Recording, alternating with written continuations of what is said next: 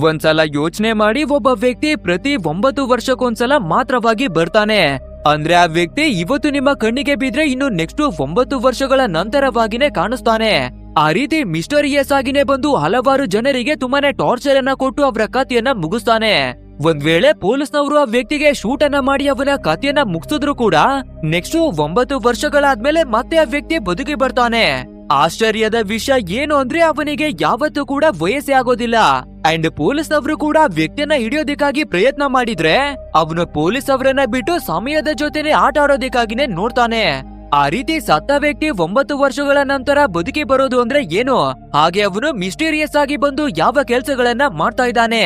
ಈ ಸಂಪೂರ್ಣ ಘಟನೆಯ ಹಿಂದೆ ಅಡಗಿರುವ ರಹಸ್ಯ ಏನು ಅಂತ ನಾವು ತಿಳ್ಕೋಬೇಕು ಅಂದ್ರೆ ಈ ವಿಡಿಯೋವನ್ನ ಕೊನೆವರೆಗೂ ನಮ್ಮ ಜೊತೆಯಾಗಿನೇ ನೋಡ್ಬೇಕು. ಅಂದಾಗೆ ಮೂವಿಯ ಹೆಸರು ಬಂದು in the shadow of the Moon ಅಂತ. ವಿಡಿಯೋಗೆ ಹೋಗೋದಕ್ಕಿಂತ ಮುಂಚೆ ನೀವಿನ್ನ ನಮ್ಮ ಚಾನಲ್ ಅನ್ನ ಸಬ್ಸ್ಕ್ರೈಬ್ ಮಾಡ್ಕೊಂಡಿಲ್ಲ ಅಂದ್ರೆ ಪಟಾಪಟ ಅಂತ ಸಬ್ಸ್ಕ್ರೈಬ್ ಮಾಡ್ಕೊಳ್ಳಿ. ಸರಿ, ಹಾಗಿದ್ರೆ ತಡವನ್ನ ಮಾಡದೆ ಇವತ್ತಿನ ವಿಡಿಯೋ ಒಳಗಡೆಗೆ ಎಂಟ್ರಿಯನ್ನ ಕೊಡೋಣ. ಓಪನಿಂಗ್ ಸೀನ್ ನಲ್ಲಿ ಡೆಸ್ಟ್ರಾಯ್ ಆಗ್ತಾ ಇರುವ ಒಂದು ಬಿಲ್ಡಿಂಗ್ ನಿಂದ ತೋರಿಸ್ಬೇಕಾದ್ರೆ ಹೊರಗಡೆ ಸಂಪೂರ್ಣವಾದ ಸಿಟಿನೇ ಬೆಂಕಿಯಿಂದ ಕೊಚ್ಕೊಂಡು ಬ್ಲಾಸ್ಟ್ ಆಗ್ತಾ ಇದೆ. ಸೊ ಎಲ್ಲಿ ನೋಡಿದ್ರೆ ಕೇವಲ ಬೆಂಕಿ ಉರಿಯೋದು, ಕೂಗಾಡುವ ಶಬ್ದಗಳೇನೆ ಕೇಳಿ ಬರ್ತಾ ಇದೆ. ಅಂಡ್ ಜನರು ಕೂಡ ತಮ್ಮ ಪ್ರಾಣವನ್ನ ಕಾಪಾಡ್ಕೊಳ್ಳೋದಕ್ಕಾಗಿ ಎಲ್ಲಾ ಕಡೆ ಒದ್ದಾಡ್ತಾ ಇದ್ದಾರೆ. ಅಂಡ್ ಇಲ್ಲಿಗೆ ಸೀನ್ ಅನ್ನ ಕಟ್ ಮಾಡಿ 1988ಕ್ಕೆ ನಮ್ಮ ಸ್ಟೋರಿ ಶಿಫ್ಟ್ ಆಗುತ್ತೆ. ಅಂಡ್ 3 ಸೀನ್ ಗಳನ್ನ ನಮ್ಗೆ ಒಟ್ಟೊಟ್ಟಾಗಿನೇ ತೋರಿಸ್ತಾರೆ. ಅಂದ್ರೆ ಪಿಯಾನೋವನ್ನ ನುಡಿಸ್ತಾ ಇರುವಂತಹ ಒಬ್ಬ ವ್ಯಕ್ತಿ, ಹಾಗೆ ಬಸ್ ಅನ್ನ ಡ್ರೈವ್ ಮಾಡ್ತಾ ಇರುವಂತಹ ಒಬ್ಬಳು ಲೇಡಿ, ಅಂಡ್ ಇನ್ನೊಂದ್ ಕಡೆಯಲ್ಲಿ ರುಚಿ ಫುಡ್ ಅನ್ನ ರೆಡಿ ಮಾಡ್ತಾ ಇರುವಂತಹ ಶೆಫ್. ಈ 3 ಜನರುವೆ ಕೂಡ ಅವ್ರವ್ರ ಕೆಲಸಗಳಲ್ಲಿ ಬ್ಯುಸಿಯಾಗಿ ಅವರ ಪಾಡಿಗೆ ಅವರಿದ್ದಾರೆ. ಅಂಡ್ ನೋಡ್ತಿದ್ದಾಗೆ ಇವರ ನವರಂಧ್ರಗಳಲ್ಲಿವೆ ಕೂಡ ರಕ್ತ ಚೋಟೋದಿಕ್ಕೆ ಶುರುವಾಗುತ್ತೆ. ಅಂಡ್ ಅದೇ ರೀತಿಯಾಗಿನೇ ನೋಡ್ತಾ ಅವರ ಪ್ರಾಣ ಕೂಡ ಹೊರಟೋಗ್ಬಿಡುತ್ತೆ. ಇದ್ರ ನಡುವೆ ನೀಲಿ ಬಣ್ಣದ ಹುಡಿಯನ್ನ ಹಾಕೊಂಡಿರುವಂತಹ ಒಬ್ಬ ವ್ಯಕ್ತಿ ತುಂಬಾನೇ ಮಿಸ್ಟೀರಿಯಸ್ ಆಗಿ ಸಿಟಿ ಒಳಗಡೆಯಿಂದ ಓಡೋಗೋದನ್ನ ನಮ್ಗೆ ತೋರಿಸ್ತಾರೆ. ನಂತರ ನಮ್ಗೆ ಥಾಮಸ್ ಅನ್ನುವ ಒಬ್ಬ ಪೊಲೀಸ್ ಆಫೀಸರ್ ಅನ್ನ ತೋರಿಸ್ತಾರೆ. ಅಂಡ್ ಇವನೇನೆ ನಮ್ಮ ಸ್ಟೋರಿಯ ಹೀರೋ ಕೂಡ. ಸೊ ಇವಾಗ ನಿದ್ರೆಯಿಂದ ಎಚ್ಚರಿಯಾಗಿ ನೋಡ್ಬೇಕಾದ್ರೆ ಇವನ ಪ್ರೆಗ್ನೆಂಟ್ ವೈಫು ಇನ್ನವೇ ಮಲ್ಗಿ ನಿದ್ರೆಯನ್ನ ಮಾಡ್ತಿರ್ತಾಳೆ. ಸೊ ಅವಳಿಗಾಗಿ ನಾವೇನೇ ಇವತ್ತು ಫುಡ್ ಅನ್ನ ರೆಡಿ ಮಾಡೋಣ ಅಂತ ಅಡ್ಗೆ ಮಾಡೋದಕ್ಕಾಗಿನೇ ಬರ್ತಾನೆ. ಅಂಡ್ ಇದೇ ಟೈಮ್ ನಲ್ಲಿ ನಮ್ಮ ಹೀರೋ ಕೂಡ ಒಂದು ನ್ಯೂಸ್ ಅನ್ನ ಪ್ಲೇ ಮಾಡ್ಬೇಕಾದ್ರೆ ಒಂದು ಲೇಡಿ ಬಸ್ ಅನ್ನ ಡ್ರೈವ್ ಮಾಡ್ಕೊಂಡು ಬರ್ತಿರ್ಬೇಕಾದ್ರೆ ಕಂಟ್ರೋಲ್ ಅನ್ನ ತಪ್ಪಿ ಬೇರೆ ವೆಹಿಕಲ್ ಗಳಿಗೆ ಡ್ಯಾಶ್ ಅನ್ನ ಮಾಡಿ ಅವಳ ಪ್ರಾಣವನ್ನ ಕಳ್ಕೊಬಿಟ್ಟಿದ್ದಾಳೆ ಅನ್ನೋದಾಗಿ ನ್ಯೂಸ್ ಅನ್ನ ಕೊಡ್ತಿದ್ದಾರೆ. ಸೊ ಇದನ್ನೆಲ್ಲ ನೋಡುವ ನಮ್ಮ ಪೊಲೀಸ್ ಆಫೀಸರ್ ಕೂಡ ಅಡುಗೆಯನ್ನ ರೆಡಿ ಮಾಡಿ ಅವನ ಹೆಂಡತಿಗೆ ತಿನ್ನೋದಿಕ್ಕಾಗಿನೇ ಬಡಿಸ್ತಾನೆ. ಆ ನಂತರ ರೆಡಿಯಾಗಿ ಇವನ ಹೆಂಡತಿಗೂ ಕೂಡ ಬಾಯನ್ನ ಹೇಳಿ ಇವನ ಡ್ಯೂಟಿಯನ್ನ ಮಾಡೋದಕ್ಕಾಗಿನೇ ಹೊರಟು ಬರ್ತಾನೆ. ಅಲ್ಲಿಂದ ಹೊರಟವನು ಮ್ಯಾಡಕ್ಸ್ ಅನ್ನುವ ಮತ್ತೊಬ್ಬ ಪೊಲೀಸ್ ಆಫೀಸರ್ ನ ಜೊತೆ ಜಾಯ್ನ್ ಆಗ್ತಾನೆ. ನಂತರ ಇಬ್ರು ಸೇರ್ಕೊಂಡು ಆ ಬಸ್ಸು ಆಕ್ಸಿಡೆಂಟ್ ಅನ್ನ ಮಾಡಿರುವ ಜಾಗಕ್ಕಾಗಿನೇ ಬಂದು ತಲುಪ್ತಾರೆ. ಅಂಡ್ ಇವಾಗ ಈ ಕೇಸನ್ನ ಮೇನ್ ಆಗಿ ಲೀಡ್ ಅನ್ನ ಮಾಡ್ತಿರೋದು ಅಂದ್ರೆ ಹಾಲ್ಟ್ ಅನ್ನುವ ಒಬ್ಬ ಆಫೀಸರ್. ಆಕ್ಚುಲ್ ಆಗಿ ಹೇಳ್ಬೇಕು ಅಂದ್ರೆ ನಮ್ಮ ಹೀರೋವಿಗೆ ಒಬ್ಬಳು ಪ್ರೆಗ್ನೆಂಟ್ ವೈಫ್ ಇದ್ದಾಳೆ ಅಲ್ವಾ, ಅವಳ ಸ್ವಂತ ಅಣ್ಣನೇ ಈ ಹಾಲ್ಟ್. ನಂತರ ನಮ್ಮ ಥಾಮಸ್ ಕೂಡ ಸತ್ತು ಬಿದ್ದಿರುವ ಡ್ರೈವರ್ ಅನ್ನ ಬಂದು ನೋಡ್ಬೇಕಾದ್ರೆ ಆ ಡ್ರೈವರ್ ನ ಕಣ್ಣು, ಮೂಗು, ಕಿವಿಯಿಂದ ರಕ್ತವೆಲ್ಲ ಚೋಡ್ತಿರೋದನ್ನ ನೋಡ್ತಾನೆ. ಸೊ ಈ ರೀತಿ ರಕ್ತವೆಲ್ಲ ಬರ್ತಿದೆ ಅಂದ್ರೆ ತುಂಬಾನೇ ವಿಚಿತ್ರ ಅಲ್ವಾ. ಸೊ ಇದೇ ರೀತಿಯಾಗಿ ನಮ್ಮ ಥಾಮಸ್ ಗಮನವಿಟ್ಟು ನೋಡ್ಬೇಕಾದ್ರೆ ಕುತ್ತಿಗೆಯಲ್ಲಿ 3 ಮಾರ್ಕ್ ಇರೋದನ್ನ ಗಮನಿಸ್ತಾನೆ. ಸೊ ಇದ್ರ ಬಗ್ಗೆ ಹಾಲ್ಟ್ ಅನ್ನ ಕರೆದು ತೋರಿಸ್ಬೇಕಾದ್ರೆ ಲೋ ತಮ್ಮ, ಅದು ಏನುವೇ ಇಲ್ಲ ಕಣೋ, ಸಿಂಪಲ್ ಆದ ಮಚ್ಚೆ ಅನ್ಸುತ್ತೆ ಬಿಡು ಅನ್ನೋದಾಗಿನೇ ಹೇಳ್ತಾನೆ. ಬಟ್ ಆದ್ರೆ ಇದೇ ಟೈಮಿಗೆ ಮತ್ತೊಂದು ನ್ಯೂಸ್ ಇವರ ಹತ್ರಕ್ಕಾಗಿನೇ ಬರುತ್ತೆ. ಅಂದ್ರೆ ಸೇಮ್ ಟು ಸೇಮ್ ಇದೇ ರೀತಿಯಾಗಿನೇ ಮತ್ತಿಬ್ಬರು ವ್ಯಕ್ತಿಗಳು ಮಿಸ್ಟೀರಿಯಸ್ ಆಗಿನೇ ತೀರೋಗಿದಾರಂತೆ. ಅಂಡ್ ಆ ವ್ಯಕ್ತಿಗಳು ಬೇರೆ ಯಾರಿವೆಲ್ಲ ಅಡುಗೆಯನ್ನ ಮಾಡ್ತಿದ್ದ ಶೆಫು ಮತ್ತೆ ಪಿಯಾನೋವನ್ನ ನುಡಿಸಿದಂತಹ ಒಬ್ಬ ವ್ಯಕ್ತಿ. ಅಂಡ್ ಇನ್ನೊಂದು ಸಿಮಿಲಾರಿಟಿ ಏನು ಅಂದ್ರೆ ಅವರ ಕೂತಿಗೆಯಲ್ಲಿವೆ ಕೂಡ 3 ಮಚ್ಚೆಯನ್ನ ಮಾಡಲಾಗಿದೆ. ಸೊ ಇವಾಗ ನಮ್ಮ ಪೊಲೀಸ್ ಗಳ ಟೀಮಿಗೆ ಇದ್ರ ಹಿಂದೆ ಯಾವ್ದೋ ಮಿಸ್ಟೀರಿಯಸ್ ಆದ ವಿಷಯ ಇದೆ ಅಂತ ಗೊತ್ತಾಗುತ್ತೆ. ಅಂಡ್ ಇದನ್ನ ನಾವು ಹೇಗಾದ್ರೂ ಮಾಡಿ ಸಾಲ್ವ್ ಅನ್ನ ಮಾಡ್ಬೇಕು ಅಂತ ನಮ್ಮ ಥಾಮಸ್ ನೋಡ್ತಿರ್ಬೇಕಾದ್ರೆ ಈ ಕೇಸ್ ಗಳನ್ನ ಮೇನ್ ಆಗಿ ಲೀಡ್ ಮಾಡ್ತಿರೋದು ಈ ಹಾಲ್ಟ್ ಅಲ್ವಾ. ಸೊ ಈ ಕೇಸ್ ಗಳನ್ನ ನಾನೇನೆ ಟೇಕ್ ಓವರ್ ಮಾಡ್ತೀನಿ, ಇದ್ರಲ್ಲಿ ನೀನು ತಲೆಯನ್ನಾಗ್ಬೇಡ ಅಂತ ನಮ್ಮ ಹೀರೋವಿಗೆನೆ ಹೇಳ್ಬಿಡ್ತಾನೆ. ಯಾಕಂದ್ರೆ ಈ ಕೇಸ್ ಗಳನ್ನ ನಾವೇನೆ ಸಾಲ್ವ್ ಅನ್ನ ಮಾಡ್ಕೊಂಡ್ರೆ ನಮ್ಗೆ ಪ್ರಮೋಷನ್ ಸಿಕ್ಕುತ್ತೆ ಅನ್ನೋದಾಗಿನೇ ಯೋಚಿಸ್ತಾನೆ. ಅಂಡ್ ಅದೇ ರೀತಿ ಸ್ವಲ್ಪ ಹೊತ್ತಾಗ್ಬೇಕಾದ್ರೆ ನಮ್ಮ ಥಾಮಸ್ ಮತ್ತೆ ಮ್ಯಾಡಕ್ಸ್ ಇವಾಗ ಸತ್ತು ಬಿದ್ದಿರುವ ಬಾಡಿಗಳನ್ನ ಪೋಸ್ಟ್ ಮಾರ್ಟಮ್ ಮಾಡ್ತಾರೆ ಅಲ್ವಾ. ಸೊ ಅದೇ ಹಾಸ್ಪಿಟಲ್ಗೆ ಬಂದು ರಿಪೋರ್ಟ್ ಏನಾಗಿದೆ ಅನ್ನೋದಾಗಿ ಚೆಕ್ ಮಾಡೋದಿಕ್ಕೇನೆ ಬರ್ತಾರೆ. ಅಂಡ್ ಇವಾಗ ಡಾಕ್ಟರ್ ಕೂಡ ಒಂದು ಶಾಕಿಂಗ್ ವಿಷಯವನ್ನ ಹೇಳ್ತಾರೆ. ಈ 3 ಜನರ ಕುತ್ತಿಗೆ ಮೇಲೆ ಒಂದೇ ರೀತಿಯಾದ ಮಾರ್ಕ್ಗಳಿವೆ. ಅಂಡ್ ಇದನ್ನ ಟೆಸ್ಟ್ ಮಾಡಿದ ನಂತರ ನಮ್ಗೆ ಸಿಕ್ಕಿರುವ ರಿಪೋರ್ಟ್ ನ ಪ್ರಕಾರ ಯಾರೋ ಇವರ ಕುತ್ತಿಗೆಗೆ ಕೆಮಿಕಲ್ ಗಳನ್ನ ಇಂಜೆಕ್ಟ್ ಮಾಡಿದ್ದಾರೆ. ಅಂಡ್ ಎಷ್ಟರ ಮಟ್ಟಿಗೆ ಅದನ್ನ ಇಂಜೆಕ್ಟ್ ಮಾಡಿದ್ದಾರೆ ಅಂದ್ರೆ ಇವರ ಕುತ್ತಿಗೆಯಲ್ಲಿರುವ ಮೂಳೆಗಳ ಹೊರಗೆ ಅದು ತಲುಪಿದೆ. ಅಂಡ್ ಅದೇ ಕೆಮಿಕಲ್ ನ ಕಾರಣದಿಂದ ಇವರ ಪ್ರಾಣ ಕೂಡ ಹೋಗಿರೋದು. ಬಟ್ ಆದ್ರೆ ನಮ್ಮಲ್ಲಿರುವ ಎಲ್ಲಾ ಲ್ಯಾಬ್ ಗಳಿಗೆ ಕೂಡ ಸ್ಯಾಂಪಲ್ ಅನ್ನ ಕೊಟ್ಟು ಟೆಸ್ಟ್ ಅನ್ನ ಮಾಡಿದ್ವಿ. ಆದ್ರೆ ಆ ಕೆಮಿಕಲ್ ಆಗ್ಲಿ ಲಿಕ್ವಿಡ್ ಆಗ್ಲಿ ಏನು ಅಂತಾನೆ ನಮ್ಗೆ ಗೊತ್ತಾಗ್ತಾನೆ ಇಲ್ಲ ಅಂತ ಹೇಳ್ಕೊತಾರೆ. ಇದನ್ನೆಲ್ಲ ನೋಟ್ ಮಾಡ್ಕೊಳ್ಳಿವ ನಮ್ಮ ಹೀರೋ ಮತ್ತೆ ಮ್ಯಾಡಕ್ಸ್ ಕೂಡ ಹಾಸ್ಪಿಟಲ್ ಇಂದ ಹೊರಗಡೆ ಬಂದು ಕೆಲವು ಫುಡ್ ಅನ್ನ ತಿನ್ನೋಣ ಅಂತ ಒಂದು ಕ್ಯಾಂಟೀನ್ ಅಲ್ಲಿ ಇರ್ತಾರೆ. ಅಂಡ್ ಇದೇ ರೀತಿಯಾಗಿರ್ಬೇಕಾದ್ರೆ ಇವರಿಗೆ ಒಂದು ಇನ್ಫಾರ್ಮೇಶನ್ ಕೂಡ ಸಿಗುತ್ತೆ. ಅಂದ್ರೆ ಒಂದು ಲೇಡಿಗೆ ತುಂಬಾನೇ ಭಾರವಾದ ವಸ್ತುವಿನಿಂದ ಅಟ್ಯಾಕ್ ಮಾಡಲಾಗಿದೆ. ಅಂಡ್ ಅವಳ ಕುತ್ತಿಗೆಯಲ್ಲಿವೆ ಕೂಡ ಸೇಮ್ ಟು ಸೇಮ್ ಇದೇ ರೀತಿಯಾದ ಮಾರ್ಕ್ ಅನ್ನೇ ಮಡಗಲಾಗಿದೆ. ಆದ್ರೆ ಇಲ್ಲಿವರೆಗೂ ಅವಳಿಗೆ ಯಾವುದೇ ರೀತಿ ಪ್ರಾಬ್ಲಮ್ ಆಗಿಲ್ಲ ಮತ್ತೆ ಅವಳಿಗೆ ರಕ್ತ ಕೂಡ ಚೋಡ್ತಿಲ್ಲ ಅನ್ನೋದಾಗಿ ಹೇಳ್ತಾರೆ. ಆದ್ರಿಂದ ನಮ್ಮ ಹೀರೋ ಮತ್ತೆ ಮ್ಯಾಡಕ್ಸ್ ಕೂಡ ಅವಳ ಲೊಕೇಶನ್ ಅನ್ನ ತಿಳ್ಕೊಂಡು ಒಂದು ಕ್ಲಬ್ ನ ಒಳಗಡೆಗಾಗಿನೇ ಎಂಟ್ರಿ ಕೊಡ್ತಾರೆ. ನಂತರ ನಮ್ಮ ಹೀರೋ ಕೂಡ ಲೇಡಿ ಹತ್ರಕ್ಕೆ ಬಂದು ಏನಾಯ್ತು ಅಂತ ಎನ್ಕ್ವೈರಿ ಮಾಡ್ಬೇಕಾದ್ರೆ ಯಾರೋ ಒಬ್ಬ ವ್ಯಕ್ತಿ ನೀಲಿ ಬಣ್ಣದ ಹೂಡಿಯನ್ನ ಹಾಕೊಂಡಿದ್ದ. ಅಂಡ್ ಅವನು ತುಂಬಾನೇ ವಿಚಿತ್ರವಾದ ಒಂದು ಡಿವೈಸ್ ನಿಂದ ನನ್ಗೆ ಅಟ್ಯಾಕ್ ಅನ್ನ ಮಾಡ್ದ. ಹಾಗೆ ಅವನ ಎಡಗೈಗೆ ಏನೋ ಪ್ರಾಬ್ಲಮ್ ಆಗಿದೆ ಅನ್ಸುತ್ತೆ. ಸೊ ರಕ್ತವೆಲ್ಲ ಚೋಡ್ತಾ ಇತ್ತು ಅನ್ನೋದಾಗಿನೇ ಹೇಳ್ತಾಳೆ. ಅಂಡ್ ಇದೇ ಟೈಮಿಗೆ ಸರಿಯಾಗಿ ಹಾಲ್ ಕೂಡ ಇದೇ ಜಾಗಕ್ಕಾಗಿನೇ ಬಂದು ನಮ್ಮ ಹೀರೋ ಎನ್ಕ್ವೈರಿಯನ್ನ ಮಾಡ್ತಾ ಇರೋದನ್ನ ಮಧ್ಯಕ್ಕಾಗಿನೇ ನಿಲ್ಸಿ ಹೊರಗಡೆಗೆನೆ ಕಳಿಸ್ಬಿಡ್ತಾನೆ. ಆ ನಂತರ ಈ ಹಾಲ್ಟು ಆ ಲೇಡಿಯ ಹತ್ರವಾಗಿ, ನೋಡಮ್ಮ ನಿನ್ನ ಹತ್ರವಾಗಿ ಏನ್ ನಡೀತು ಡೀಟೇಲ್ ಆಗಿ ಹೇಳು ಅನ್ನೋದಾಗಿ ಕೇಳ್ಬೇಕಾದ್ರೆ ಆ ರೀತಿ ಪೆಟ್ಟನ ತಿಂದಿರುವ ಲೇಡಿಗೆ ಇಷ್ಟ ಇಲ್ಲ ಅಂದ್ರವೇ ಕೂಡ ಮತ್ತೆ ನಡೆದಿರುವ ಎಲ್ಲಾ ಘಟನೆಗಳನ್ನ ಒಂದ್ ಕಡೆಯಿಂದಾನೇ ಹೇಳ್ತಾಳೆ. ಬಟ್ ಆದ್ರೆ ನೋಡ್ತಿದಾಗೇನೆ ಇವಳಿಗೂ ಕೂಡ ರಕ್ತವೆಲ್ಲ ಚೋಟ್ಕೊಂಡು ತೀರೋಗ್ಬಿಡ್ತಾಳೆ. ಆ ನಂತರ ಪೊಲೀಸ್ನವರು ಕೂಡ ಇನ್ವೆಸ್ಟಿಗೇಷನ್ ಅನ್ನ ಶುರುವನ್ನ ಮಾಡ್ಕೊಂಡು ಈ ಲೇಡಿ ಹೇಳಿರುವ ಎವಿಡೆನ್ಸ್ ಗಳನ್ನ ಇಟ್ಕೊಂಡು ಯಾರು ಬ್ಲೂ ಕಲರ್ ಹುಡಿಯನ್ನ ಹಾಕೊಂಡಿದಾರೋ ಆ ಎಲ್ಲಾ ವ್ಯಕ್ತಿಗಳನ್ನ ಕರ್ಕೊಂಡು ಬಂದು ಎನ್ಕ್ವೈರಿಯನ್ನ ಮಾಡ್ತಾರೆ. ಬಟ್ ಆದ್ರೆ ಆಕ್ಚುಲ್ ಆದ ಕಿಲ್ಲರು ನಮ್ಮ ಪೊಲೀಸ್ ಅವರ ಕೈಗೆ ಸಿಕ್ಕೇ ಇಲ್ಲ. ಅಂಡ್ ಇವಾಗ ಬ್ಲೂ ಕಲರ್ ಹುಡಿಯನ್ನ ಹಾಕೊಂಡಿರುವ ವ್ಯಕ್ತಿ ಎಲ್ಲಿದ್ದಾನೆ ಅಂತ ತೋರಿಸ್ಬೇಕಾದ್ರೆ ಹೊರಗಡೆ ಒಂದು ಕಾರ್ಗೆ ವಿಚಿತ್ರವಾದ ಡಿವೈಸ್ ಅನ್ನ ಅಟ್ಯಾಚ್ ಮಾಡ್ತಿರ್ತಾನೆ. ಸೊ ಒಬ್ಬ ಪೊಲೀಸ್ನವನು ಹೊರಗಡೆ ಬರ್ಬೇಕಾದ್ರೆ ಸಡನ್ ಆಗಿನೇ ಬಚ್ಚಿಟ್ಕೊಬಿಡ್ತಾನೆ. ಆ ನಂತರ ಆ ಜಾಗದಿಂದನೇ ಕೂಡ ಎಸ್ಕೇಪ್ ಆಗಿ ಬೋರ್ಡಕ್ ಬಿಡ್ತಾನೆ. ನೆಕ್ಸ್ಟ್ ನಮ್ಮ ಥಾಮಸ್ ಮತ್ತೆ ಮ್ಯಾಡಕ್ಸ್ ಕೂಡ ಹುಡಿಯನ್ನ ಹಾಕೊಂಡಿರುವ ವ್ಯಕ್ತಿಯನ್ನ ಹುಡುಕಿ ಬರ್ಬೇಕಾದ್ರೆ ಒಂದು ಸಿಚುವೇಶನ್ ಅಲ್ಲಿ ಆ ವ್ಯಕ್ತಿ ಇವರ ಕಾರ್ನ ಮುಂದಾಗಿನೇ ಬಂದು ನಿಂತ್ಕೋತಾನೆ. ಅಂಡ್ ನೋಡ್ತಿದಾಗೆ ಇವರ ಕೈಗೆ ನಾವು ಸಿಗ್ಬಾರ್ದು ಅಂತ ಬೋರ್ಡಕ್ ಬಿಡ್ತಾನೆ. ಅಷ್ಟೇ ಇದನ್ನ ನೋಡುವ ನಮ್ಮ ಟೀಮು ಅಷ್ಟೊಂದು ಸಿಂಪಲ್ ಆಗಿ ಬಿಟ್ಬಿಡುತ್ತಾ.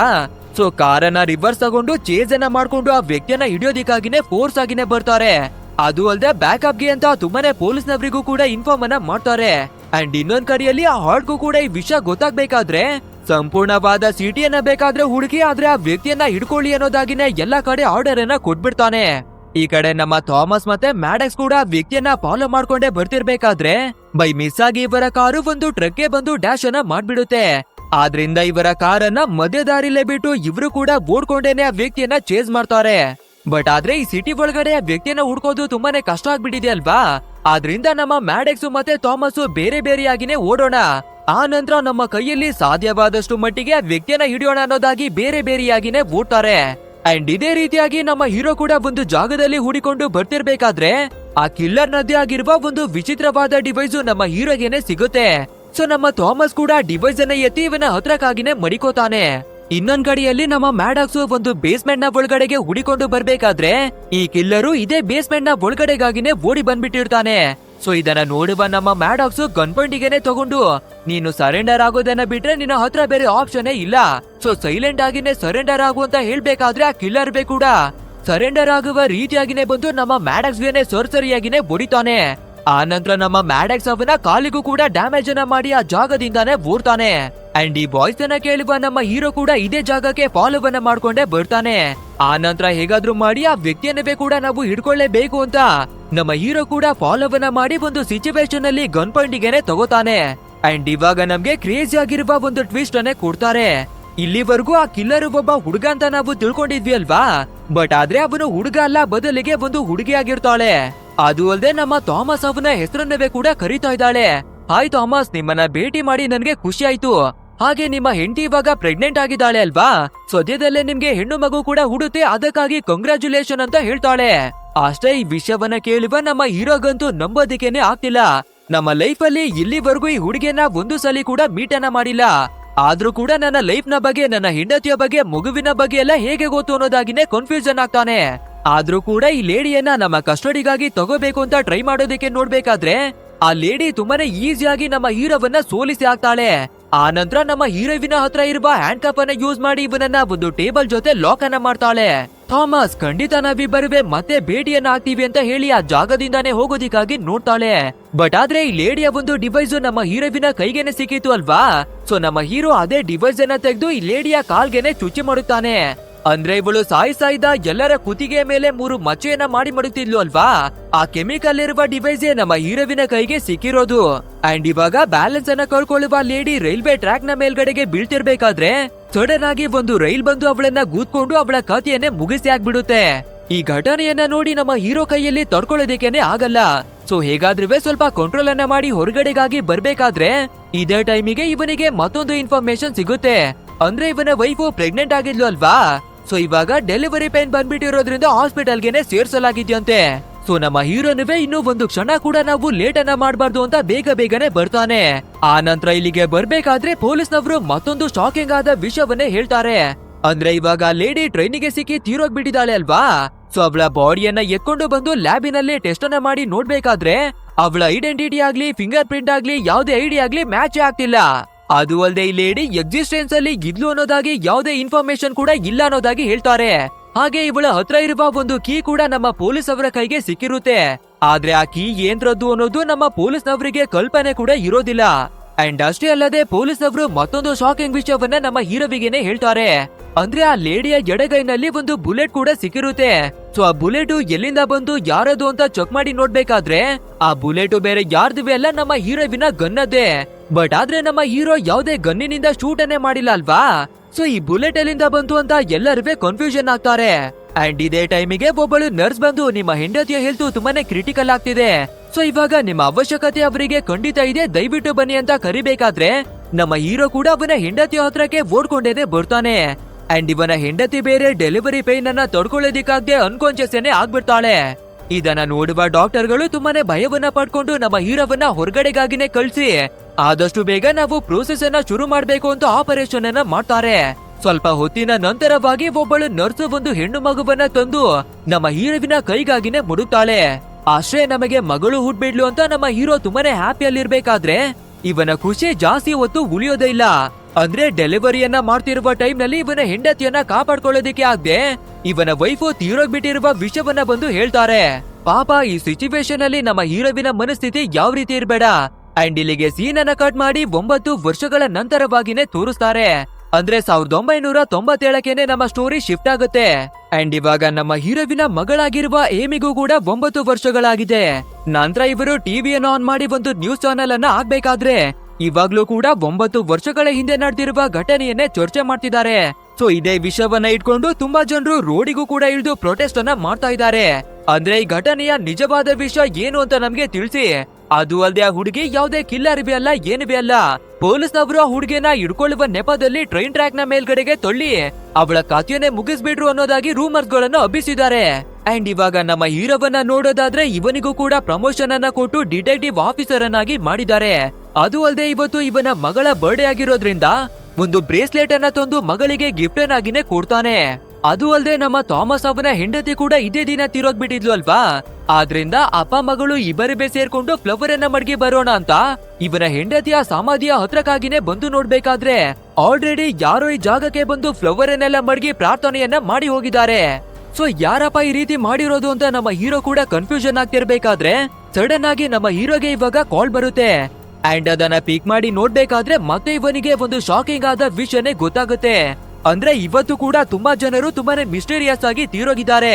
ಅಂಡ್ ಅವರು ತೀರೋಗಿರೋದು ಸೇಮ್ ಟು ಸೇಮ್ 9 ವರ್ಷಗಳ ಹಿಂದೆ ತೀರೋಗ್ತಿದ್ರು ಅಲ್ವಾ. ಸೇಮ್ ಅದೇ ರೀತಿಯಾಗಿ ಎಕ್ಸಾಕ್ಟ್ ಆಗಿನೇ ರಕ್ತವೆಲ್ಲ ಚೋಟ್ಕೊಂಡು ತೀರೋಗಿದಾರಂತೆ. ಆದ್ರಿಂದ ನಮ್ಮ ಹೀರೋ ಒಂದು ಕ್ಷಣ ಕೂಡ ಲೇಟ್ ಅನ್ನ ಮಾಡದೆ ಆ ಸ್ಪಾಟಿಗೆನೆ ಬರ್ತಾನೆ. ಅದು ಅಲ್ಲದೆ 9 ವರ್ಷಗಳ ಹಿಂದೆ ನಮ್ಮ ಮ್ಯಾಡಕ್ಸ್ ಅವನ ಕಾಲಿಗೆ ಆ ಲೇಡಿ ಡ್ಯಾಮೇಜ್ ಮಾಡಿದ್ಲು ಅಲ್ವಾ. ಆ ಕಾರಣದಿಂದ ಇನ್ನೂ ಕೂಡ ನಮ್ಮ ಮ್ಯಾಡಕ್ಸ್ ಕುಂಡ್ಕೊಂಡೇ ಓಡಾಡ್ತಿರ್ತಾನೆ.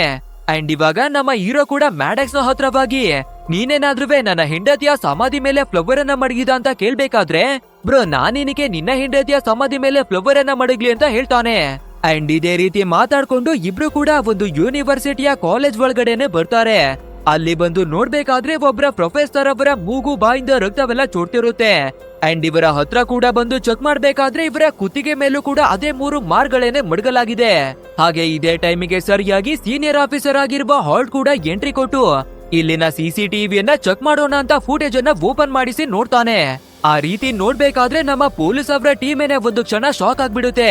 ಯಾಕಂದ್ರೆ 9 ವರ್ಷಗಳ ಹಿಂದೆ ಯಾವ ಲೇಡಿ ಬಂದಿದ್ಲೋ ಅದೇ ರೀತಿಯಾದ ಗೆಟಪ್ ಅನ್ನ ಹಾಕೊಂಡಿರುವ ವ್ಯಕ್ತಿ ಇಲ್ಲಿಗೆ ಬಂದು ಇವರ ಕಥೆಯನ್ನ ಮುಗಿಸಿರೋದು. ಯಾವುದೇ ರೀತಿ ಚೇಂಜಸ್ ಇಲ್ಲ, ಏನೂ ಇಲ್ಲ, ಸೇಮ್ ಟು ಸೇಮ್ ಡ್ರೆಸ್ ಎಲ್ಲನೂ ಸೇಮ್ ಇದೆ. ಬಟ್ ಆದ್ರೆ ಆ ಲೇಡಿ ಅಂತೂ 9 ವರ್ಷಗಳ ಹಿಂದೆನೆ ತೀರೋಗ್ಬಿಟ್ಟಿದ್ದಾಳೆ ಅಲ್ವಾ. ಆದ್ರಿಂದ ಯಾರೋ ಕಾಪಿ ಕ್ಯಾಟ್ ಅನ್ನ ಮಾಡಿ ಇಂತ ಕೆಲ್ಸಗಳನ್ನ ಮಾಡ್ತಾ ಇದ್ದಾರೆ ಅನ್ನೋದಾಗಿ ತಿಳ್ಕೊತಾರೆ. ಆದ್ರಿಂದ ನಮ್ ಹೀರೋ ಕೂಡ ವಾಪಸ್ಸು ಪೊಲೀಸ್ ಸ್ಟೇಷನ್ಗೆನೆ ಬಂದು 9 ವರ್ಷಗಳ ಹಿಂದೆ ನಡೆದಿರುವ ಕೇಸ್ ಫೈಲ್ ಗಳನ್ನ ಓಪನ್ ಮಾಡ್ತಾನೆ. ಯಾಕಂದ್ರೆ ಯಾವ್ದಾದ್ರು ಕ್ಲೂ ಸಿಕ್ಕಿದ್ರೆ ಅದ್ರ ಮುಖಾಂತರ ಈ ಕೇಸ್ ಅನ್ನ ಸಾಲ್ವ್ ಮಾಡೋದಿಕ್ಕೆ. ಸೊ ಅದೇ ರೀತಿ ಫೈಲ್ ಗಳನ್ನೆಲ್ಲ ಓಪನ್ ಮಾಡಿ ನೋಡ್ತಿರ್ಬೇಕಾದ್ರೆ ಅದ್ರಲ್ಲಿ ಒಂದು ಡಿವೈಸ್ ಕೂಡ ನಮ್ಮ ಹೀರೋವಿಗೆ ಸಿಕ್ಕಿತು ಅಲ್ವಾ. ಸೊ ಅದ್ರ ಬಗ್ಗೆನೂ ರಿಸರ್ಚ್ ಮಾಡೋದಿಕ್ಕೆ ಪೊಲೀಸ್ ಟೀಮಿಗೆನೆ ಕೊಡ್ತಾನೆ. ಇದ್ರ ನಡುವೆ ಆ ಕಿಲ್ಲರು ಮತ್ತಷ್ಟು ಜನಗಳ ಕಥೆಯನ್ನ ಮುಗಿಸೋದಿಕ್ಕಾಗಿ ಶುರು ಮಾಡ್ಕೋತಾಳೆ. ಇಷ್ಟೊಂದು ದೊಡ್ಡ ದೊಡ್ಡ ದುರಂತಗಳೇ ನಡೀತಾ ಇದೆ ಅಂದ್ರೆ ಜನರಲ್ಲಿ ತುಂಬಾನೇ ಭಯ ಬರುತ್ತೆ ಅಲ್ವಾ. ಸೊ ಮನೆಯಿಂದ ಹೊರಗಡೆ ಕಾಲನ್ನ ಮಡ್ಗೋಕು ಕೂಡ ಎಲ್ಲರಿವೆ ಭಯವನ್ನೇ ಪಡ್ತಿದ್ದಾರೆ. ಅಂಡ್ ಇದನ್ನೆಲ್ಲ ಅಬ್ಸರ್ವ್ ಅನ್ನ ಮಾಡ್ತಿರುವಂತಹ ನಮ್ಮ ಹೀರೋ ಇವಾಗ ಬಂದಿರುವ ಕಿಲ್ಲರ್ನ ಕೆಲವೊಂದಷ್ಟು ಇಮೇಜ್ ಗಳನ್ನ ತರಿಸಿ ನೋಡ್ಬೇಕಾದ್ರೆ ನಮ್ಮ ಹೀರೋಗೆ ಮತ್ತೊಂದು ಶಾಕಿಂಗ್ ವಿಷಯ ಗೊತ್ತಾಗುತ್ತೆ. ಅಂದ್ರೆ 9 ವರ್ಷಗಳ ಹಿಂದೆ ಇದ್ದ ಲೇಡಿಯ ಕೈಗೆ ಡ್ಯಾಮೇಜ್ ಆಗಿ ರಕ್ತವೆಲ್ಲ ಚೋಟ್ತಿತ್ತು ಅಲ್ವಾ. ಬಟ್ ಆದ್ರೆ ಸೇಮ್ ಟು ಸೇಮ್ ಅದೇ ರೀತಿಯಾಗಿನೇ ಇವಾಗ ಬಂದಿರುವ ಲೇಡಿಯ ಕೈಯಲ್ಲಿವೆ ಗಾಯವಾಗಿ ರಕ್ತವೆಲ್ಲ ಚೋಟ್ತಿರುತ್ತೆ. ಬಟ್ ಆದ್ರೆ ನಮ್ಮ ಪೊಲೀಸ್ನವರು ಈ ವಿಷಯವನ್ನ ಪಬ್ಲಿಕ್ಗೆ ಯಾವತ್ತೂ ಕೂಡ ಅನೌನ್ಸ್ ಅನ್ನ ಮಾಡಿಲ್ಲ. ಸೊ ಇಷ್ಟೊಂದು ಡೀಟೇಲ್ ಆಗಿ ಕಾಪಿ ಮಾಡೋದಕ್ಕೆ ಹೇಗೆ ಸಾಧ್ಯ ಅಂತ ಕನ್ಫ್ಯೂಷನ್ ಆಗ್ತಾನೆ. ಅಂಡ್ ಇದೇ ಟೈಮಿಗೆ ಸರಿಯಾಗಿ ಒಂದು ಡಿವೈಸ್ ನ ಬಗ್ಗೆ ಎನ್ಕ್ವೈರಿ ಮಾಡೋದಕ್ಕಾಗಿ ಕೊಟ್ಟಿದ್ದಲ್ವಾ. ಸೊ ಅದರ ರಿಪೋರ್ಟ್ ಅನ್ನ ತಗೊಂಡು ಒಂದು ಪೊಲೀಸ್ ಆಫೀಸರ್ ಬಂದು ಹೇಳ್ಬೇಕಾದ್ರೆ ಇವಾಗ ಮತ್ತೆ ನಮ್ಮ ಹೀರೋವಿನ ತಲೆ ಕೆಡೋದಿಕ್ಕೆ ಶುರುವಾಗುತ್ತೆ. ಯಾಕಂದ್ರೆ ಇದು ಕೇವಲ ಲಿಕ್ವಿಡ್ ಅನ್ನ ಇಂಜೆಕ್ಟ್ ಮಾಡುವಂತಹ ಒಂದು ಡಿವೈಸ್ ಅಲ್ಲ, ಬದಲಾಗಿ ಇದೊಂದು ಏರೋಪ್ಲೇನ್ ನ ಕೀ ಅನ್ನೋದಾಗಿನವೇ ಹೇಳ್ತಾಳೆ. ಹಾಗೆ ಇದನ್ನ ಮ್ಯಾನುಫ್ಯಾಕ್ಚರ್ ಮಾಡಿ ಕೇವಲ 1 ವರ್ಷಗಳು ಮಾತ್ರವಾಗಿದೆ. ಬಟ್ ಆದ್ರೆ 9 ವರ್ಷಗಳ ಹಿಂದೆ ಆ ಲೇಡಿ ಹತ್ರ ಬರೋದಿಕ್ಕೆ ಹೇಗೆ ಸಾಧ್ಯ ಅಂತ ನಮ್ಮ ಪೂರ್ತಿಯಾದ ಪೊಲೀಸ್ ಅವರ ಟೀಮೇನೆ ತಲೆ ಕೆಟ್ಟೋಗ್ತಿದೆ. ಆ ನಂತರ ನಮ್ಮ ಹೀರೋ ನಮ್ಮ ಕಂಟ್ರಿಯಲ್ಲಿ ಇರೋದು ಒಂದೇ ಒಂದು ಏರ್ ಫೀಲ್ಡ್. ಸೊ ಅಲ್ಲಿಗೆ ಹೋಗಿ ಇದ್ರ ಬಗ್ಗೆ ಎನ್ಕ್ವೈರಿಯನ್ನ ಮಾಡಿದ್ರೆ ಖಂಡಿತ ನಮ್ಗೆ ಗೊತ್ತಾಗಬಹುದು ಅಂತ ನಮ್ಮ ಟೀಮ್ ಅನ್ನ ಕರ್ಕೊಂಡು ಆ ಏರ್ ಫೀಲ್ಡ್ ನ ಹತ್ರಕ್ಕಾಗಿನೇ ಬರ್ತಾನೆ. ಇನ್ನೇನು ಹೊರಡ್ಬೇಕು ಅನ್ನುವ ಟೈಮ್ ನಲ್ಲಿ ಡಾಕ್ಟರ್ ನವೀನ್ ರಾವ್ ಅನ್ನುವ ವ್ಯಕ್ತಿ ಬಂದು ನಮ್ಮ ಹೀರೋವಿನ ಹತ್ರ ಮತ್ತೆ ಶಾಕಿಂಗ್ ವಿಷಯಗಳನ್ನ ಹೇಳ್ಕೊತಾನೆ. ಈ ಕೇಸು ಒಂದು ನಾರ್ಮಲ್ ಆದ ಕೇಸ್ ಅಲ್ಲ, ಬದಲಾಗಿ ನನ್ನ ರಿಸರ್ಚ್ ನ ಜೊತೆ ಕೂಡ ಅಟ್ಯಾಚ್ ಆಗಿದೆ. ಅಂದ್ರೆ ಇವತ್ತು ಯಾವ ದಿನ ಆಗಿದೆಯೋ 9 ವರ್ಷಗಳ ಹಿಂದೆ ಕೂಡ ಇದೇ ದಿನ, ಅಂದ್ರೆ ರೆಡ್ ಮೂನ್ ನ ದಿನನೇ ಆ ಲೇಡಿ ಕಾಣಿಸ್ಕೊಂಡಿದ್ದದು. ಅಂಡ್ ಇವತ್ತು ಕೂಡ ರೆಡ್ ಮೂನ್ ಆಗಿರೋದ್ರಿಂದ ಮತ್ತೆ ಆ ಲೇಡಿ ಬಂದೇ ಬರ್ತಾಳೆ ಅನ್ನೋದಾಗಿ ಹೇಳ್ತಾನೆ. ಆದ್ರೆ ಇದನ್ನ ಕೇಳುವ ನಮ್ಮ ಹೀರೋ ಮತ್ತೆ ಮ್ಯಾಡೆಕ್ಸ್ ಗಂತೂ ಇವನು ಹುಚ್ಚ ಅನ್ನೋದಾಗಿ ಫೀಲ್ ಆಗುತ್ತೆ. ಲೋ ತಮ್ಮ, ನೀನು ರಿಸರ್ಚ್ ಅನ್ನ ಮಾಡ್ಕೊಂಡು ಹುಚ್ಚಾಗ್ಬಿಟ್ಟಿದ್ಯಾ ಅನ್ಸುತ್ತೆ. ಸೊ ನಮ್ಮ ಪಾಡಿಗೆ ನಮ್ಮನ್ನ ಬಿಟ್ಟು ನಿನ್ನ ಕೆಲ್ಸವನ್ನ ನೋಡ್ಕೊಳೋದಾಗಿ ಇಗ್ನೋರ್ ಅನ್ನ ಮಾಡ್ಬಿಡ್ತಾರೆ. ನಂತರ ನಮ್ಮ ಪೊಲೀಸ್ನವರ ಟೀಮ್ ಕೂಡ ಆ ಏರ್ ಫೀಲ್ಡ್ ನ ಹತ್ರಕ್ಕಾಗಿನೇ ಬಂದು ತಲುಪ್ತಾರೆ. ನೆಕ್ಸ್ಟ್ ನಮ್ಮ ಹೀರೋ ಒಂಟಿಯಾಗಿನೇ ಒಳಗಡೆ ಬಂದು ಆ ಮ್ಯಾನೇಜರ್ ನ ಹತ್ರವಾಗಿ ಆ ಲೇಡಿಯ ಫೋಟೋಗಳನ್ನ ತೋರಿಸಿ ನೀವು ಯಾವತ್ತಾದ್ರೂ ಇವಳನ್ನ ನೋಡಿದೀರಾ ಅಂತ ಕೇಳ್ಬೇಕಾದ್ರೆ ಆ ಮ್ಯಾನೇಜರ್ ನ ಮುಖದಲ್ಲಿ ತುಂಬಾನೇ ಭಯ ಇರೋದಾಗಿ ನಮ್ಮ ಹೀರೋಗೆ ಗೊತ್ತಾಗುತ್ತೆ. ಸೊ ಇವನ ಮುಖದ ಮೇಲೆ ಇಷ್ಟೊಂದು ಭಯ ಇರೋದನ್ನ ನೋಡುವ ನಮ್ಮ ಹೀರೋಗೆ ಗೊತ್ತಾಗ್ಬಿಡುತ್ತೆ ನಮ್ಮನ್ನ ಬಿಟ್ರೆ ಈ ರೂಮ್ ನಲ್ಲಿ ಬೇರೆ ಯಾರೋ ಇದಾರೆ ಅಂತ. ಅಂಡ್ ಅದೇ ರೀತಿಯಾಗಿ ಆ ಲೇಡಿ ಕೂಡ ಈ ಜಾಗಕ್ಕೆ ಮುಂಚೆನೆ ಬಂದು ಇವರು ಮಾತಾಡುವ ವಿಷಯಗಳನ್ನ ಬಚ್ಚಿಟ್ಕೊಂಡು ಎಲ್ಲವನ್ನ ಕೇಳಿಸ್ಕೊಳ್ತಾ ಇದ್ದಾಳೆ. ಸೊ ಇದನ್ನ ತಿಳ್ಕೊಳ್ಳುವ ನಮ್ಮ ಹೀರೋ ಕೂಡ ಪೇಪರ್ ನ ಮುಖಾಂತರ ಕೆಲವು ಲೆಟರ್ ಗಳನ್ನ ಬರ್ದು ಆ ಮ್ಯಾನೇಜರ್ ನ ಹತ್ರವಾಗಿ ಮಾತಾಡ್ತಾನೆ. ಸೊ ಫೈನಲ್ ಆಗಿ ನಮ್ಮ ಹೀರೋಗೆ ಇಲ್ಲಿ ಯಾರೋ ಇದಾರೆ ಅಂತ ಗೊತ್ತಾಗ್ಬೇಕಾದ್ರೆ ಅವನ ಗನ್ನನ್ನ ಎತ್ಕೊಳ್ಳೋದಿಕ್ಕೆ ಕೈಯನ್ನ ಮಡಗ್ಬೇಕಾದ್ರೆ ಬಚ್ಚಿಟ್ಕೊಂಡಿರುವ ಲೇಡಿ ಹೊರಗಡೆ ಬಂದು ನಮ್ಮ ಹೀರೋವನ್ನ ಗನ್ ಪಾಯಿಂಟಿಗೆನೆ ತಗೋತಾಳೆ. ನಿನ್ನ ಮತ್ತೆ ಭೇಟಿಯಾಗಿ ತುಂಬಾನೇ ಖುಷಿ ಆಯ್ತು ಥಾಮಸ್ ಅನ್ನೋದಾಗಿ ನೀವೇ ಹೇಳಿ ನಮ್ಮ ಹೀರೋವನ್ನ ಒಂದು ಚೇರ್ಗೆನೆ ಕಟ್ಟಿ ಹಾಕೋದಿಕ್ಕಾಗಿ ಆ ಮ್ಯಾನೇಜರ್ಗೆನೆ ಎದುರಿಸ್ತಾಳೆ. ಸೊ ಆ ಮ್ಯಾನೇಜರ್ ಕೂಡ ನಮ್ಮ ಹೀರೋವನ್ನ ಕಟ್ಟಾಗೋದಿಕ್ಕಾಗಿ ನೋಡ್ತಿರ್ಬೇಕಾದ್ರೆ ಆ ಗ್ಯಾಪ್ ಅನ್ನ ಯೂಸ್ ಮಾಡ್ಕೊಳ್ಳುವ ನಮ್ಮ ಹೀರೋ ವಾಕಿ ಟಾಕಿಯನ್ನ ಆನ್ ಮಾಡ್ಬಿಡ್ತಾನೆ. ಸೊ ಹೊರಗಡೆ ಇರುವ ನಮ್ಮ ಮ್ಯಾಡೆಕ್ಸ್ ಎಲ್ಲಾ ವಿಷಯಗಳನ್ನ ಕೇಳಿಸ್ಕೊತಾನೆ. ನಂತರ ಈ ಲೇಡಿಯ ಮ್ಯಾನೇಜರ್ ನ ಹತ್ರವಾಗಿ ಆ ಫ್ಲೈಟ್ ಕೀಯನ್ನ ಕೊಟ್ಬಿಡು ಅಂತ ಕೇಳ್ಬೇಕಾದ್ರೆ ಬೇರೆ ದಾರಿ ಇಲ್ದೆ ಆ ಮ್ಯಾನೇಜರ್ ಕೂಡ ಕೀಯನ್ನ ಕೊಡ್ತಾನೆ. ಸೊ ನಮ್ಮ ಹೀರೋ ಇನ್ನು ಈ ಜಾಗವನ್ನ ಬಿಟ್ಟು ಹೊರಡೋಣ ಅನ್ನೋದಾಗಿ ನೋಡ್ತಿರ್ಬೇಕಾದ್ರೆ ಆ ಮ್ಯಾನೇಜರು ಡ್ರಾಯರ್ ನಲ್ಲಿ ಬಚ್ಚಿ ಮಡಗಿರುವ ಗನ್ನನ್ನ ಎತ್ಕೊಳ್ಳೋದಿಕ್ಕೆ ಕೈಯನ್ನ ಹಾಕ್ತಾನೆ. ಅಷ್ಟೇ ಇದನ್ನ ನೋಡುವ ಲೇಡಿ ಎರ್ರ ಬಿರಿಯಾಗಿ ಓಡ್ದು ಅವನನ್ನ ಕೆಳಗಡೆ ಬೀಳಿಸ್ತಾಳೆ. ಅಂಡ್ ಇದೇ ರೀತಿಯಾಗಿರ್ಬೇಕಾದ್ರೆ ಪೊಲೀಸ್ನವರು ಬರ್ತಿರುವ ಸೈರನ್ ಇವಳಿಗೆ ಕೇಳಿಸ್ಬಿಡುತ್ತೆ. ಆದ್ರಿಂದ ನಮ್ಮ ಹೀರೋವನ್ನ ಹಾಸ್ಟೇಜ್ ಮಾಡಿ ಎಳ್ಕೊಂಡೋಗೋದಿಕ್ಕಾಗಿ ನೋಡ್ತಾಳೆ. ಬಟ್ ಆದ್ರೆ ಇದೇ ಟೈಮಿಗೆ ಸರಿಯಾಗಿ ಹೊರಗಡೆ ಇರುವ ನಮ್ಮ ಮ್ಯಾಡಾಕ್ಸ್ ಒಳಗಡೆಗೆನೆ ಬಂದ್ಬಿಡ್ತಾನೆ. ಸೊ ಅವನು ಬಂದಿದ್ ಕೂಡಲೇ ಲೇಡಿ ಸ್ವಲ್ಪ ಕೂಡ ಯೋಚನೆನೇ ಮಾಡದೆ ಅವನಿಗೆ ಶೂಟ್ ಅನ್ನೇ ಮಾಡ್ಬಿಡ್ತಾಳೆ. ಅಷ್ಟೇ ಇವಾಗ ಲೇಡಿ ಕೂಡ ನಾವು ಶೂಟ್ ಮಾಡಿದ್ದು ಮ್ಯಾಡಾಕ್ಸ್ಗೆ ಅಂತ ತಿಳ್ಕೊಬೇಕಾದ್ರೆ ಅವಳು ಕೂಡ ನಾನು ಎಂತ ಕೆಲ್ಸವನ್ನ ಮಾಡ್ಬಿಡಿ ಅಂತ ತುಂಬಾನೇ ಯೋಚನೆಯನ್ನ ಮಾಡ್ತಾಳೆ. ಈ ಘಟನೆಯನ್ನ ನೋಡುವ ನಮ್ಮ ಹೀರೋಗಂತೂ ತಡ್ಕೊಳ್ಳೋದಿಕ್ಕೇನೆ ಆಗ್ತಿಲ್ಲ. ನನ್ನ ಕ್ಲೋಸ್ ಫ್ರೆಂಡ್ ಏನೇ ತೀರೋಗ್ಬಿಟ್ಟ ಅಂತ ಅಳೋದಿಕ್ಕಾಗಿ ಶುರು ಮಾಡ್ಕೋತಾನೆ. ಅಂಡ್ ಇದೇ ಟೈಮಿಗೆ ಆ ಪೊಲೀಸ್ನವರು ಕೂಡ ಇವಳನ್ನ ಹಿಡಿಯೋದಕ್ಕಾಗಿ ಬರ್ತಿರ್ಬೇಕಾದ್ರೆ ಬೇರೆ ದಾರಿ ಇಲ್ದೆ ನಮ್ಮ ಹೀರೋವನ್ನವೇ ಹೇಳ್ಕೊಂಡು ಫ್ಲೈಟ್ ನ ಒಳಗಡೆಗಾಗಿನೇ ಬರ್ತಾಳೆ. ನಂತರ ಪೊಲೀಸ್ನವರು ಕೂಡ ಈ ಫ್ಲೈಟ್ ಅನ್ನ ಹಿಡಿಯೋದಕ್ಕಾಗಿ ಓಡ್ಕೊಂಡು ಬರ್ಬೇಕಾದ್ರೆ ನಮ್ಮ ಹೀರೋ ಕೂಡ ಈ ಫ್ಲೈಟ್ ನಲ್ಲಿ ಇರೋದನ್ನ ಈ ಹೋಲ್ಟು ನೋಡ್ಬಿಡ್ತಾನೆ. ಸೊ ನನ್ನ ತಂಗಿಯ ಗಂಡ ಕೂಡ ಫ್ಲೈಟ್ ಅಲ್ಲಿ ಇದ್ದಾನೆ, ಬುಲೆಟ್ ಅನ್ನ ಫೈರ್ ಮಾಡಬೇಡಿ ಅನ್ನೋದಾಗಿ ಆರ್ಡರ್ ಅನ್ನ ಕೊಡ್ತಾನೆ. ಅಂಡ್ ಅದೇ ರೀತಿ ಫ್ಲೈಟ್ ನಲ್ಲಿ ಬರ್ತಿರ್ಬೇಕಾದ್ರೆ ಆ ಲೇಡಿ ಕೂಡ ತುಂಬಾನೇ ವಿಷಯಗಳನ್ನ ಹೇಳ್ಕೊತಾಳೆ. ದಯವಿಟ್ಟು ಇನ್ ಮುಂದೆ ಆದ್ರೂ ನನ್ನ ಹಿಂದೆ ಬೀಳೋದನ್ನ ನಿಲ್ಸು. ನಾನು ಯಾವ ಕೆಲ್ಸಗಳನ್ನ ಮಾಡ್ತಿದ್ದೀನೋ ಇದು ತುಂಬಾನೇ ಇಂಪಾರ್ಟೆಂಟ್ ಆದ ಕೆಲ್ಸ. ಪ್ರತಿ 9 ವರ್ಷಗಳಿಗೆ ನಾನು ಮತ್ತೆ ಮತ್ತೆ ಬರ್ತಾನೆ ಇರ್ತೀನಿ. ಕೇವಲ 3 ದಿನಗಳಿದ್ದು ನಾನು ಮತ್ತೆ ಮಾಯವಾಗ್ಬಿಡ್ತೀನಿ. ಅದು ಅಲ್ಲದೆ ನನ್ನನ್ನ ಯಾರು ಕೂಡ ಸಾಯಿಸೋದಕ್ಕೆ ಆಗೋದೇ ಇಲ್ಲ. ಸೊ ದಯವಿಟ್ಟು ನನ್ನನ್ನ ಫಾಲೋ ಮಾಡೋದನ್ನ ಇಲ್ಲಿಗೇನೆ ನಿಲ್ಲಿಸ್ಬಿಡು ಅನ್ನೋದಾಗಿ ಹೇಳ್ಕೋಬೇಕಾದ್ರೆ ನಮ್ಮ ಹೀರೋ ಅದು ಏನ್ ಬೇಕಾದ್ರೂ ಆಗ್ಲಿ ನೀನನ್ನ ಮಾತ್ರ ಹಿಡ್ಕೋತೀನಿ, ನನ್ನ ಫ್ರೆಂಡ್ ನ ಕಥೆಯನ್ನುವೆ ಮುಗಿಸಿರೋದಕ್ಕೆ ನಿನ್ಗೆ ತಕ್ಕ ಶಿಕ್ಷೆಯನ್ನ ಕೊಡಿಸ್ತೀನಿ ಅಂತ ಹೇಳ್ತಾನೆ. ಅಷ್ಟೇ ಈ ಮಾತನ್ನ ಕೇಳ್ತಿದ್ದಾಗೆ ಆ ಲೇಡಿ ನಮ್ಮ ಹೀರೋವನ್ನ ಕೆಳಗಡೆಗಾಗಿನೇ ತೊಳ್ತಾಳೆ. ಸೊ ನಮ್ಮ ಹೀರೋ ಕೂಡ ಸೀದಾ ಸಮುದ್ರದ ಒಳಗಡೆಗಾಗಿನೇ ಬಿದ್ದು ಮತ್ತೆ ಕಾನ್ಶಿಯಸ್ಗೆ ಬಂದು ಸ್ವಿಮ್ಮಿಂಗ್ ಅನ್ನವೇ ಮಾಡ್ಕೊಂಡು ಹೇಗೋ ಬದುಕುಳಿತಾನೆ. ನಂತರ ನಮ್ಮ ಹೀರೋ ಸಮುದ್ರವನ್ನ ಬಿಟ್ಟು ಹೊರಗಡೆ ಬಂದು ನೋಡ್ಬೇಕಾದ್ರೆ ಇವರು ಬರ್ತಾ ಇದ್ದ ಫ್ಲೈಟ್ ಕೂಡ ಒಂದು ಜಾಗದಲ್ಲಿ ಬಂದು ಕ್ರಾಶ್ ಆಗ್ಬಿಟ್ಟಿದೆ. ಅದು ಅಲ್ಲದೆ ಆ ಲೇಡಿಯನ್ನ ಹುಡುಕಿ ನೋಡಿದ್ರೆ ಎಲ್ಲೂ ಕಾಣಿಸ್ತಾನೆ ಇಲ್ಲ. ಸೊ ಇದೇ ರೀತಿ ನೆಕ್ಸ್ಟ್ ಡೇ ಮಾರ್ನಿಂಗ್ ಆಗ್ಬೇಕಾದ್ರೆ ಪೊಲೀಸ್ ಅವರ ಫೋರ್ಸ್ ಕೂಡ ಇಲ್ಲಿಗೆ ಬರುತ್ತೆ. ಅಂಡ್ ಹೋಲ್ ಕೂಡ ಲೇಡಿ ಎಲ್ಲಿದ್ದಾಳೆ ಅಂತ ಎಲ್ಲ ಕಡೆ ಹುಡುಕಿ ನೋಡಿಸ್ತಾನೆ. ಇದನ್ನ ನೋಡುವ ನಮ್ಮ ಹೀರೋ ಸುಮ್ನೆ ನಿಮ್ಮ ಟೈಮ್ ಅನ್ನ ವೇಸ್ಟ್ ಮಾಡಿ ಆ ಹುಡುಗಿಯನ್ನ ಹುಡುಕ್ಬೇಡಿ, ಯಾಕಂದ್ರೆ ಅವಳು ಕೇವಲ 9 ವರ್ಷಗಳ ನಂತರವಾಗಿನೇ ಬರೋದು. ಆಕ್ಚುಲ್ ಆಗಿ ಹೇಳ್ಬೇಕು ಅಂದ್ರೆ ಅವಳು ಫ್ಯೂಚರ್ ನಿಂದ ಟೈಮ್ ಟ್ರಾವೆಲ್ ಅನ್ನ ಮಾಡಿ ಬರ್ತಿದ್ದಾಳೆ ಅಂತ ಹೇಳ್ಕೊತಾನೆ. ಇದನ್ನ ಕೇಳುವ ಹಾಲ್ಟ್ ಅಂತೂ ನಿನ್ಗೆ ತಲೆ ಕೆಟ್ಟೋಗಿ ಹುಚ್ಚಾಗ್ಬಿಟ್ಟಿದ್ಯಾ ಅನ್ನೋದಾಗಿನೇ ಬೈತಾನೆ. ಅಂಡ್ ಇಲ್ಲಿಗೆ ಸೀನ್ ಅನ್ನ ಕಟ್ ಮಾಡಿ ನೆಕ್ಸ್ಟ್ 9 ವರ್ಷಗಳ ನಂತರವಾಗಿನೇ ತೋರಿಸ್ತಾರೆ. ಅಂದ್ರೆ ಇದೇ ರೀತಿಯಾಗಿ ನಡೀತಾ ಮತ್ತೆ 9 ವರ್ಷಗಳು ಕಳ್ತಿದೆ. ಅಂಡ್ ಇವಾಗ ನಮ್ಮ ಸ್ಟೋರಿ ಶುರುವಾಗ್ತಾ ಇರೋದು 2006 ನಿಂದ. ಅಂಡ್ ಇವಾಗ ನಮ್ಮ ಹೀರೋಗುವೆ ಕೂಡ ತುಂಬಾನೇ ವಯಸ್ಸಾಗ್ಬಿಟ್ಟಿದೆ. ಸೊ ಇಂಥ ಸಿಚುವೇಶನ್ ಅಲ್ಲವೇ ಕೂಡ ಒಂದು ಸಮಾಧಿಯನ್ನಾಗ್ದು ನುವಾಕ್ ಅನ್ನುವ ಒಂದು ವ್ಯಕ್ತಿಯ ಮೂಳೆಗಳನ್ನ ತೆಗೆದು ನೋಡ್ಬೇಕಾದ್ರೆ ಆ ಮೂಳೆಗಳಲ್ಲವೇ ಕೂಡ ಸೇಮ್ ಇದೇ ಲಿಕ್ವಿಡ್ ಅನ್ನ ಇಂಜೆಕ್ಟ್ ಮಾಡಿರೋದಾಗಿನೇ ಗೊತ್ತಾಗುತ್ತೆ. ಇದನ್ನ ನೋಡುವ ನಮ್ಮ ಹೀರೋ ಕೂಡ ಸರಿ ಓಕೆ ಅಂತ ವಾಪಸ್ ಹೊರಟು ಇವನ ಇನ್ವೆಸ್ಟಿಗೇಷನ್ ಅನ್ನ ಮುಂದುವರ್ಸೋದಕ್ಕಾಗಿ ಮತ್ತೆ ಶುರು ಮಾಡ್ತಾನೆ. ಅಂಡ್ ಇದೇ ರೀತಿ ರಿಸರ್ಚ್ ಗಳನ್ನ ಮಾಡ್ತಿರ್ಬೇಕಾದ್ರೆ ಒಂದು ನ್ಯೂಸ್ ಪೇಪರ್ ನಲ್ಲಿ ಅದೇ ಡಾಕ್ಟರ್ ನವೀನ್ ರಾವ್ ಅನ್ನುವ ಒಬ್ಬ ವ್ಯಕ್ತಿ ಬಗ್ಗೆ ಹೇಳಿದ್ರು ಅಲ್ವಾ. ಸೊ ಇವಾಗ ವ್ಯಕ್ತಿ ತುಂಬಾ ದಿನಗಳಿಂದ ನಾಪತ್ತೆ ಆಗಿದ್ದಾನೆ ಅನ್ನೋದಾಗಿ ನ್ಯೂಸ್ ನಲ್ಲಿ ಬಂದಿದೆ. ನೆಕ್ಸ್ಟ್ ಡೇ ಮಾರ್ನಿಂಗ್ ಆಗ್ತಿದಾಗೇನೆ ನಮ್ಮ ಹೀರೋ ಅದೇ ನುವಾಕ್ ಅನ್ನುವ ಒಬ್ಬ ವ್ಯಕ್ತಿ ಸಮಾಧಿಯನ್ನ ಅಗೆದು ನೋಡಿದ ಅಲ್ವಾ. ಸೊ ಡೈರೆಕ್ಟ್ ಆಗಿ ಆ ವ್ಯಕ್ತಿಯ ವೈಫ್ ಅನ್ನ ಮೀಟ್ ಮಾಡೋದಕ್ಕಾಗಿನೇ ಬರ್ತಾನೆ. ಮೇಡಮ್, ನಾನೊಬ್ಬ ಪ್ರೈವೇಟ್ ಇನ್ವೆಸ್ಟಿಗೇಷನ್ ಅನ್ನ ಮಾಡುವಂತಹ ಡಿಪಾರ್ಟ್ಮೆಂಟ್ ಇಂದ ಬಂದಿದ್ದೀನಿ. ಸೊ ನಿಮ್ಮ ಗಂಡನ ಬಗ್ಗೆ ಕೆಲವೊಂದಷ್ಟು ಕ್ವಶನ್ ಗಳನ್ನ ಕೇಳ್ಬೇಕು ಅಂದಾಗ ಆ ಲೇಡಿ ಒಂದು ಕ್ಷಣ ಶಾಕ್ ಆಗ್ತಾಳೆ. ಯಾಕಂದ್ರೆ ನನ್ನ ಗಂಡ ಸೊತ್ತು 18 ವರ್ಷಗಳಾಗ್ಬಿಟ್ಟಿದೆ. ಸೊ ಇವಾಗ ಕ್ವಶನ್ ಅನ್ನ ಕೇಳೋದಿಕ್ಕೆ ಬಂದಿದಾರಲ್ಲ ಅಂತ. ಆದ್ರೂ ಕೂಡ ಸರಿ ಓಕೆ ಒಳಗಡೆ ಬನ್ನಿ ಸರ್ ಅನ್ನೋದಾಗಿನೇ ಕರ್ದು ಆ ನುವಾಕ್ ಅನ್ನುವ ವ್ಯಕ್ತಿಗೆ ಸಂಬಂಧಪಟ್ಟಿರುವ ಎಲ್ಲಾ ಡೀಟೇಲ್ಸ್ ಗಳನ್ನ ತಂದು ಮಡುಕ್ತಾಳೆ. ಸೊ ಇವುಗಳನ್ನ ಓದಿ ನೋಡ್ಬೇಕಾದ್ರೆ ನಮ್ಮ ಹೀರೋಗೂ ಕೂಡ ಅರ್ಥವಾಗುತ್ತೆ. ಆಕ್ಚುಲ್ ಆಗಿ ಹೇಳ್ಬೇಕು ಅಂದ್ರೆ ಇವನು ಪೊಲಿಟಿಕಲ್ ನಲ್ಲಿ ವರ್ಕ್ ಅನ್ನ ಮಾಡ್ತಿದ್ದಂತಹ ವ್ಯಕ್ತಿ. ಅಂದ್ರೆ ದೇಶದಲ್ಲಿರುವ ಜನಗಳ ಮಧ್ಯೆ ದಂಗೆಯನ್ನ ಎದ್ದೇಳಿಸಿ ಆಪೋಸಿಟ್ ನಲ್ಲಿ ಹೊಡೆದಾಡ್ಕೊಳ್ಳೋದಕ್ಕಾಗಿನೇ ಬಿಟ್ಟು ಸಂಪೂರ್ಣ ದೇಶವನ್ನ ಇವನ ವಶಕ್ಕೆ ಪಡ್ಕೊಳ್ಳೋದಕ್ಕಾಗಿ ನೋಡ್ತಿದ್ದ ಅನ್ನೋದಾಗಿ ನಮ್ಮ ಹೀರೋಗೆ ತುಂಬಾನೇ ವಿಷಯಗಳೆಲ್ಲ ಗೊತ್ತಾಗುತ್ತೆ. ಅಂಡ್ ಇವಾಗ ವ್ಯಕ್ತಿಯ ವೈಫು ಮತ್ತೊಂದು ವಿಷಯವನ್ನ ಹೇಳ್ತಾಳೆ. ಇದಕ್ಕೂ ಮೀರಿದ ತುಂಬಾನೇ ಇಂಪಾರ್ಟೆಂಟ್ ಆದ ಫೈಲ್ಗಳು ನನ್ನ ಹತ್ರ ಇದೆ, ಬಟ್ ಆದ್ರೆ ಅದನ್ನ ಕೊಡ್ಬೇಕು ಅಂದ್ರೆ ಸ್ವಲ್ಪ ಹಣವನ್ನ ಕೊಡ್ಬೇಕಾಗುತ್ತೆ ಅನ್ನೋದಾಗಿ ಕೇಳ್ತಾಳೆ. ಸೊ ನಮ್ಮ ಹೀರೋ ಕೂಡ ಸ್ವಲ್ಪ ಹಣವನ್ನ ಕೊಟ್ಟು ಆ ಫೈಲ್ ಗಳನ್ನ ಈಸ್ಕೊಂಡು ನೋಡ್ಬೇಕಾದ್ರೆ ಆ ಫೈಲ್ ನಲ್ಲಿ ಈ ನುವಾಕ್ ಅನ್ನುವ ವ್ಯಕ್ತಿಯ ಜೊತೆ ಯಾರೆಲ್ಲ ಕೈ ಜೋಡಿಸಿದ್ರು ಅವರ ಲೀಸ್ಟ್ ಏನೇ ಇರುತ್ತೆ. ಅಷ್ಟೇ ಇವಾಗ ನಮ್ಮ ಹೀರೋ ಈ ಲೀಸ್ಟ್ ಅನ್ನ ಓಪನ್ ಮಾಡಿ ನೋಡ್ಬೇಕಾದ್ರೆ ಒಂದು ಕ್ಷಣ ಫುಲ್ ಶಾಕ್ ಆಗ್ಬಿಡ್ತಾನೆ. ಯಾಕಂದ್ರೆ ಒಬ್ಬಳು ಮಿಸ್ಟೀರಿಯಸ್ ಆದ ಲೇಡಿ ಬಂದು ಎಲ್ಲರ ಕಥೆಯನ್ನ ಮುಗಿಸಿದ್ಲು ಅಲ್ವಾ. ಆ ಎಲ್ಲರ ನೇಮ್ ಕೂಡ ಈ ಲೀಸ್ಟ್ ನಲ್ಲೇ ಬರ್ದು ಮಡಗಲಾಗಿದೆ. ಸರಿ ಓಕೆ ಅಂತ ನಮ್ಮ ಹೀರೋ ಕೂಡ ಕಾರನ್ನ ಸ್ಟಾರ್ಟ್ ಮಾಡ್ಕೊಂಡು ಮಗಳನ್ನ ಪಿಕ್ ಮಾಡ್ಕೊಳ್ಳೋದಕ್ಕೇನೆ ಬರ್ತಾನೆ. ಅಂಡ್ ಇವತ್ತಿಗೆ ಸರಿಯಾಗಿ ನಮ್ಮ ಎಮಿಗೂ ಕೂಡ 18 ವರ್ಷ ಆಗಿ ಇವಳ ಬರ್ಡೇ ಕೂಡ ಇರುತ್ತೆ. ಬಟ್ ಆದ್ರೆ ನಮ್ಮ ಹೀರೋ ಇವಾಗ ನಾರ್ಮಲ್ ಆದ ಡಿಟೆಕ್ಟಿವ್ ಅಲ್ಲ, ಬದಲಾಗಿ ಈ ಕೇಸನ್ನ ಎಷ್ಟರ ಮಟ್ಟಿಗೆ ಇವನು ತಗೋಬಿಟ್ಟಿದ್ದಾನೆ ಅಂದ್ರೆ ಪೂರ್ತಿ ಪರ್ಸನಲ್ ಆಗಿ ತಗೊಂಡು ಈ ಕೇಸ್ನ ಒಳಗಡೆಗಾಗಿನೇ ಮುಳುಗೋಗಿದ್ದಾನೆ. ಇದ್ರಿಂದ ಬೇಜಾರಾಗುವ ನಮ್ಮ ಎಮಿ ಇವನ ಮಾಮನಾಗಿರ್ತಾ ಇರುವ ಹಾಲ್ಟ್ ನ ಮನೆಯಲ್ಲೇ ಬಂದು ವಾಸವಿದ್ದಾಳೆ. ನೆಕ್ಸ್ಟ್ ನಮ್ಮ ಹೀರೋ ಕೂಡ ಡೈರೆಕ್ಟ್ ಆಗಿ ಹಾಲ್ಟ್ ಅವನ ಹತ್ರಕ್ಕೇನೆ ಬಂದು, ಸರ್ ನಾನು ತುಂಬಾನೇ ವಿಷಯಗಳನ್ನ ಆಲ್ರೆಡಿ ಕಲೆಕ್ಟ್ ಅನ್ನ ಮಾಡ್ಕೊಂಡಿದ್ದೀನಿ. ಆಕ್ಚುಲ್ ಆಗಿ ಆ ಲೇಡಿಯ ಬಗ್ಗೆ ಹೇಳ್ಬೇಕು ಅಂದ್ರೆ ಅವಳು ಮೊದಲನೇ ಬಾರಿ ಟ್ರೈನಿಗೆ ಸಿಕ್ಕಾಕೊಂಡು ತೀರೋದ್ಲು ಅಂತ ನಾವು ತಿಳ್ಕೊಂಡಿದ್ವಿ ಅಲ್ವಾ.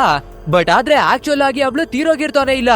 ಪ್ರತಿ 9 ವರ್ಷಗಳಿಗೆ ಒಮ್ಮೆಯಾಗಿ ಟೈಮ್ ಟ್ರಾವೆಲ್ ಅನ್ನ ಮಾಡಿ ಭವಿಷ್ಯದಿಂದ ಬರ್ತಾನೆ ಇದ್ದಾಳೆ.